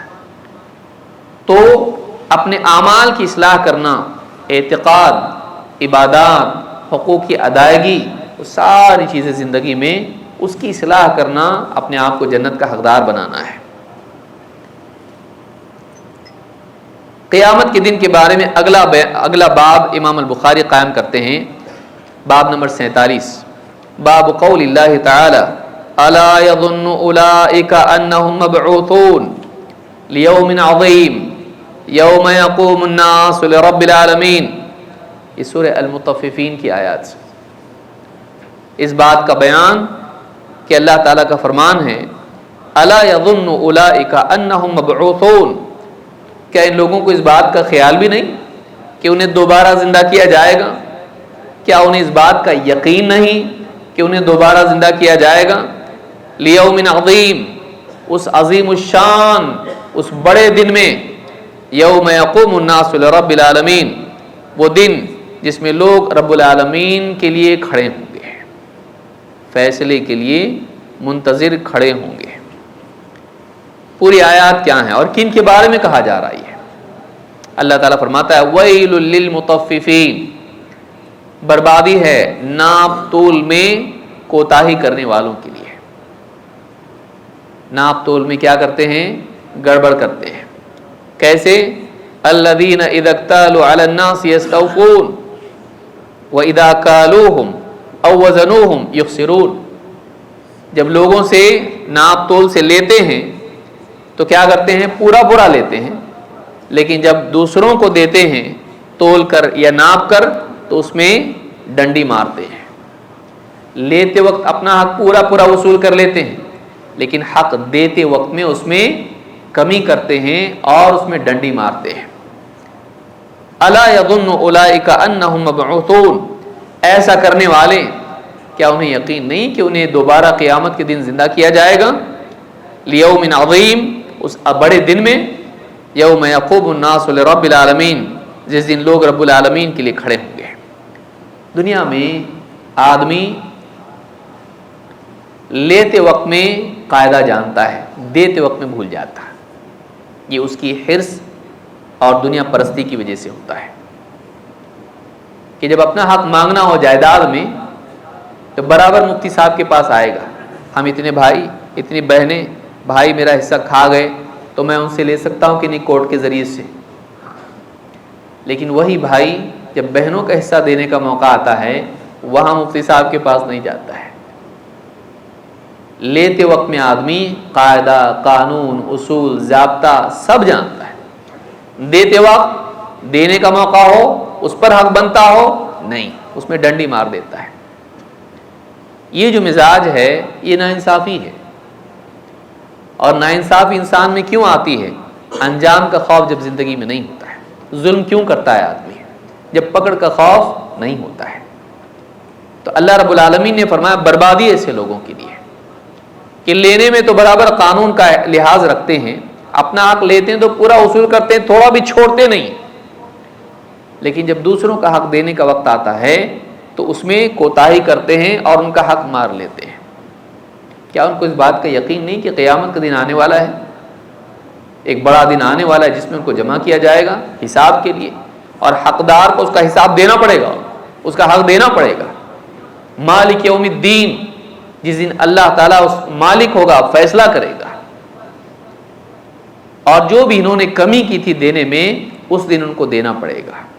کسی کی زمین کھا لی، کسی کا مال کھا لیا، کسی پر ظلم کر دیا، اس کا حق چھین لیا، قیامت کے دن اس کو حق دینا پڑے گا. تو یہ بات علماء نے کہی کہ یہ جو ہے متففین سے مراد اس کے بعد کی آیتیں اس کی تفسیر کرتی ہیں کہ لیتے وقت پورا لینے والے، دیتے وقت کم دینے والے، چاہے وہ تجارت میں ہو، چاہے خاندانی معاملات میں ہو، چاہے کسی بھی اعتبار سے ہو. لینے کے وقت میں اپنا حق پورا وصول کرنا اور دیتے وقت میں کوتاہی کرنا.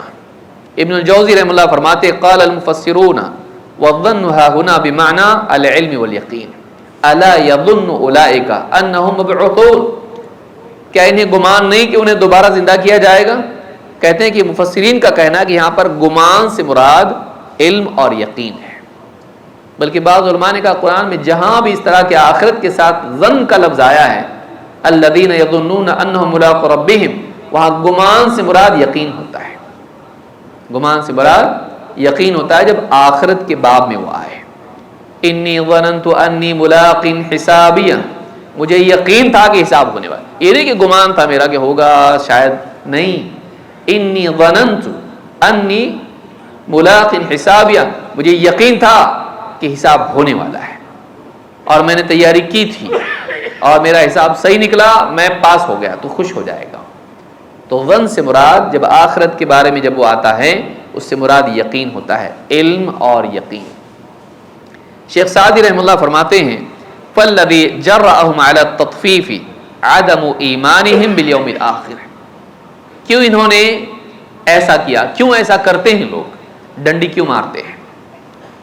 کیوں یہ جرأت پیدا ہوتی ہے؟ فرماتے ہیں آخرت کے بارے میں ایمان نہ ہونے کی وجہ سے. ایک آدمی جب جانتا ہے کہ میں یہاں کسی کا کھا سکتا ہوں، ہڑپ کر سکتا ہوں، آخرت میں حساب دینا پڑے گا. یہاں حکومت سے بچ جاؤں گا، یہاں کاغذات جھوٹے بنا لوں گا، یہاں میں رشوت دے کے کام بنا لوں گا، یہاں میرے تعلقات کانٹیکٹس ہیں حکومت میں، پولیس میں، منتریوں سے، میں سب اپنا کر جو چاہے کر سکتا ہوں، کوئی میرا کچھ بگاڑ نہیں سکتا ہے. میں جائیداد کی جائیداد ہڑپ کر سکتا ہوں. کیوں کرتا ہے ایسا؟ اس لیے کہ وہ دنیا کے قاعدے قانون جانتا ہے. آخرت کے حساب اور اللہ کے فیصلے کا یقین اس کے دل میں یا تو سرے سے نہیں ہے یا پھر کمزور ہے. کہتے ہیں وَإِلَّا فَلَوْ آمَنُوا بِهِ وَعَرَفُوا أَنَّهُمْ يَقُومُونَ بَيْنَ يَدَيِ اللَّهِ، ورنہ اگر ان کا حال یہ ہوتا کہ وہ ایمان والے ہوتے اور انہیں اس بات کی معرفت ہوتی کہ انہیں قیامت کے دن اللہ کے آگے کھڑا ہونا ہے حساب کے لیے. يُحَاسِبُهُمْ عَلَى الْقَلِيلِ وَالْكَثِيرِ، کہ قیامت کے دن اللہ تھوڑے اور زیادہ سب کا حساب لینے والا ہے. لَأَقْلَعُوا عَنْ ذَلِكَ وَتَابُوا مِنْهُ، وہ اس برائی سے اپنے آپ کو کاٹ دیتے اور توبہ کر لیتے، اس کام کو چھوڑ دیتے. ڈنڈی مارنا، دوسروں کا حق نہیں دینا، حق سے کم دینا، یہ برائی کیوں آئی ان کے زندگی میں؟ دنیا کی لالچ اور آخرت کے بارے میں یقین کی کمزوری ہے. اس سے معلوم ہوتا ہے کہ دنیا میں جو ظلم ستم ہے اس کو آپ صرف قانون کی بنیاد پر ختم نہیں کر سکتے. وہ ایک پہلو ہے. اصل ختم کیا جاتا ہے مزاج کی سطح پر. ایک ہوتا ہے قانونی سطح پر، ایک ہوتا ہے مزاج کی سطح پر. ایک آدمی کے مزاج ہی سے آپ ظلم نکال دیں، اللہ کا خوف پیدا کر دیں، وہ جہاں بھی جائے گا عدل و انصاف سے فیصلے کرے گا، حقدار کو حق دے گا. انبیاء کی کوشش یہ ہوتی ہے. لیکن پھر اس کے بعد جب اقتدار آتا ہے تو پھر قانون کا نفاذ بھی ہوتا ہے کہ ظالم کو سزا ملتی ہے اور حقدار کو اس کا حق دلایا جاتا ہے. لیکن اصل کیا ہے؟ مزاج کو بدلنا. اگر مزاج کے بدلے بغیر صرف قانونی سطح پر جہاں کوشش کی جاتی ہے وہ حکومتیں ٹک بھی نہیں پاتی ہیں. لوگوں کا مزاج ضروری ہے. آج آپ بتائیے اگر کوئی حکومت ہے انٹرنیٹ بند کر دے کیا ہوگا؟ چلے گی؟ انٹرنیٹ بہت دور کی بات ہے، فیس بک اگر بند کر دے، واٹس ایپ بند کر دیں، بین کر دے واٹس ایپ پہ، حکومت پلٹ جائے گی. کیوں؟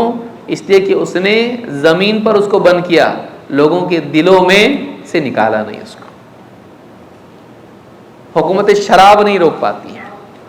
کتنی حکومتیں شراب بند نہیں کر پاتی، جبکہ پوری دنیا جانتی ہے کہ شراب سے ایکسیڈنٹس ہوتے ہیں، شراب سے عورتوں کی عزت پامال ہوتی ہے، شراب سے قتل ہوتے ہیں. اسٹیٹسٹکس پوری دنیا میں ہیں، لیکن حکومتیں نہیں کر پاتی ہیں. دو وجہ سے. ایک، اس کا ریونیو اتنا جنریٹ ہوتا ہے کہ اس سے حکومتوں کے بڑے بڑے مسائل حل ہوتے ہیں، پینے والے اتنے ہیں. اور دوسرا یہ کہ اگر بند کر دے گی تو حکومتوں کے خلاف بڑے بڑے کمپنیاں بھی اور عوام بھی بغاوت کرے گی. اس لیے غلط ہونے کے باوجود حکومتوں کو اس کو چلانا پڑتا ہے، بہت ساری حکومتوں کو. تو سوچئے کہ اگر مزاج سے وہ چیز نہ نکلے اور قانونی سطح پر ہی اس کو نافذ کرنے کی کوشش کی جائے، وہ زیادہ دیر تک نہیں ٹک پاتا ہے. تو اصل چیز یہ کہ آخرت کی فکر پیدا ہو اور انسان آخرت میں جواب دہی کا احساس اپنے سینے میں لیے پھرے، تو ایسا آدمی پھر جہاں کہیں رہے کسی پر ظلم نہیں کرتا، وہ عدل و انصاف کرتا ہے. کیونکہ وہ جانتا ہے دنیا میں نہیں تو آخرت میں پکڑ ہوگی. دنیا میں حق کسی کا چھینا آخرت میں دینا پڑے گا نیکیوں کی شکل میں. وہاں کیوں مصیبت معلوم ہے؟ یہاں پیسہ گیا چلے گا، وہاں نیکیاں نہیں جانا چاہیے. وہاں کی کرنسی زیادہ امپورٹنٹ ہے، وہاں کا انجام زیادہ سیریس ہے. یقین، آخرت کا یقین سماج کو بہتر بنانے کے لیے زیادہ بہتر دوا ہے قانون کے مقابلے میں. قانون کی اپنی ضرورت ہے اور رہے گی، لیکن صرف قانون نہیں، ذہن سازی یہ زیادہ بڑی طاقت ہے، زیادہ بڑی طاقت ہے. اس کے لیے انبیاء کی آپ دیکھیے، انبیاء آتے ہی پہلے حکومت قائم کرتے نہیں. انبیاء لوگوں کے ذہنوں کو صحیح کرنے کی کوشش کرتے ہیں، ایمان کو مضبوط کرنے کی کوشش کرتے ہیں، ترغیب و ترہیب کے ذریعے سے، اپنی نصیحتوں کے ذریعے سے. یہ یاد رکھنا ضروری ہے، یاد رکھنا ضروری ہے. جو لوگ کہتے ہیں نا کہ بھائی حکومت آ جائے گی تو سب صحیح ہوگا، نہیں ہوتا ایسا، نہیں ہوتا ایسا. حکومتیں ان کو پلٹنا پڑتا ہے. حکومتیں پلٹ جاتی ہیں جب عوام کے خلاف فیصلے کرتی ہیں. انہوں نے عوام کو نہیں بدلا، قانون بدلا، تو کیا ہوا معلوم؟ عوام نے حکومت بدل دی. یاد رکھیے جو بول رہا ہوں میں، جو حکومت عوام کو نہیں بدلتی، قانون بدلتی، تو عوام حکومت بدل دیتی، بغاوت کرتی ہے. حکومتیں کتنی آپ دیکھیے دنیا میں آپ کے سامنے ہیں. اس لیے بہت ضروری ہے کہ ہم اس بات کو بھی یاد رکھیں. قیامت کے دن کو یوم عظیم کہا گیا، لیوم عظیم. امام شوکانی کہتے ہیں والیوم العظیم ویوم القیامہ، بڑا دن اس سے مراد قیامت کا دن ہے. ووصفه بالعظم لكونه زمانا لتلك الامور العظام، اس کو بڑا دن اس لیے کہا گیا اس لیے کہ اس دن بڑے بڑے واقعات ہونے والے ہیں. من البعث والحساب والعقاب، مردے زندہ ہوں گے، زمین سے نکلیں گے اور حساب ہوگا اور اس دن سزا ملے گی. ودخول اہل الجنت الجنہ واہل النار النار، اور جنت والے جنت میں جائیں گے اور جہنم والے جہنم میں جائیں گے. اس وجہ سے بڑے بڑے معاملات اس دن ہونے والے، اس لیے اس کو کہا گیا کہ بڑا دن ہے. اللہ تعالیٰ فرماتا ہے یوم ہم بارزون، اس دن سارے لوگ پیش کیے جائیں گے، لائے جائیں گے، کوئی چھپ نہیں سکتا ہے. لا یخفی علی اللہ منہم شیء، ان میں سے کوئی بھی اللہ سے چھپ نہیں پائے گا. قیامت کے دن کوئی اللہ سے چھپ نہیں پائے گا. لمن الملک اليوم، اللہ تعالیٰ پوچھے گا آج کس کے لیے حکومت ہے؟ للہ الواحد القہار، اللہ تعالیٰ خود فرمائے گا اس اللہ کے لیے جو ایک ہے، قہار ہے، سب پر غالب. الیوم تجزا کل نفس بما کسبت، آج ہر ایک کو اس کے کیے کا کمائی کا بدلہ ملنے والا ہے. لا ظلم اليوم، آج کسی پر ظلم نہیں ہوگا. ان اللہ سریع الحساب، اللہ تعالیٰ بہت جلد حساب لیتا ہے. وَأَنذِرْهُمْ يَوْمَ الْآزِفَةِ اِذِ الْقُلُوبُ لَدَى الْحَنَاجِرِ كَاظِمِينَ، اے نبی انہیں اس دن سے ڈرائیے جس کا آنا یقینی ہے. ایسا دن اِذِ الْقُلُوبُ لَدَى الْحَنَاجِرِ كَاظِمِينَ، جس دن دل اچھل کر حلق تک آ جائیں گے اور دل غم سے لبریز ہوں گے. کظما، غم کو پینے کی کوشش کرنا، دل غم سے لبالب بھرے ہوں گے. کیا کیا میں نے زندگی میں، برباد کر ڈالا میں نے اپنے آپ کو. جب آدمی کوئی برائی کرتا ہے اور اس کا برا انجام سامنے آتا ہے اور وہ برائی کرتے وقت سوچ رہا تھا کچھ نہیں ہوگا اور ہوتا، برا سامنے آتا ہے، تب آدمی سوچتا میں نے کیوں نہیں کوشش کیا، کیوں میں نے احتیاط نہیں کیا، کیوں میں نے غلط کام نہیں چھوڑا، کیوں میں نے پہلے ہی سے اس کے بارے میں نہیں سوچا. اس وقت جو آدمی کو اپنے پر پچھتاوا ہوتا ہے، کتنا بڑا پچھتاوا آدمی کو ہوگا جب سامنے دیکھا کہ جہنم میں جانا اور ہمیشہ جانا ہے، ایمان ہی نہیں لایا. یہ نیکیاں کم ہو گئی، گناہ زیادہ ہو گئے، اب جہنم میں جانا ہے اور جلنا ہے اس کے اندر، سر سے لے کے پاؤں تک. اور کوئی بچانے والا بچا بھی نہیں رہا، کوئی سفارشی نہیں، کوئی رشتہ دار نہیں، کچھ نہیں، پیسہ کام نہیں آتا، سفارش نہیں ہو رہی ہے اور کوئی لالچ کسی کو دے نہیں سکتا ہے. سارے پیترے جو دنیا میں چلتے تھے یہاں سب فیل. اور گھبراہٹ کا حال یہ ہوگا کہ دل اچھل کے کہاں جائے گا، حلق. آج بھی محسوس ہوتا ہے آدمی کو، اچانک دل دہلان دینے والا واقعہ جب ہوتا ہے، آدمی کا دل، اس کی دھڑکن اس کے حلق میں محسوس ہوتی ہے. رکنا ہے. ما للظالمین من حمیم ولا شفیع یطاع، اور اس دن ظالموں کا کوئی حمیم قریبی دوست نہیں ہوگا، ولا شفیع یطاع، نہ کوئی ایسا سفارشی ہوگا جس کی بات مانی جائے. کسی کی سفارش بھی نہیں چلے گی اور کوئی دوست بھی نہیں ہوگا جو اس کو مصیبت سے بچائے. تو ایسا دن آنے والا ہے، اس دن کی تیاری کرنا عقل مندی ہے. اس سورہ غافر میں اللہ نے بتایا ہے. اللہ تعالیٰ ہم سب کو سمجھتا فرمائیں اور گناہوں سے بچنے کی توفیق عطا فرمائیں. اقول ھذا واستغفر اللہ لی ولکم.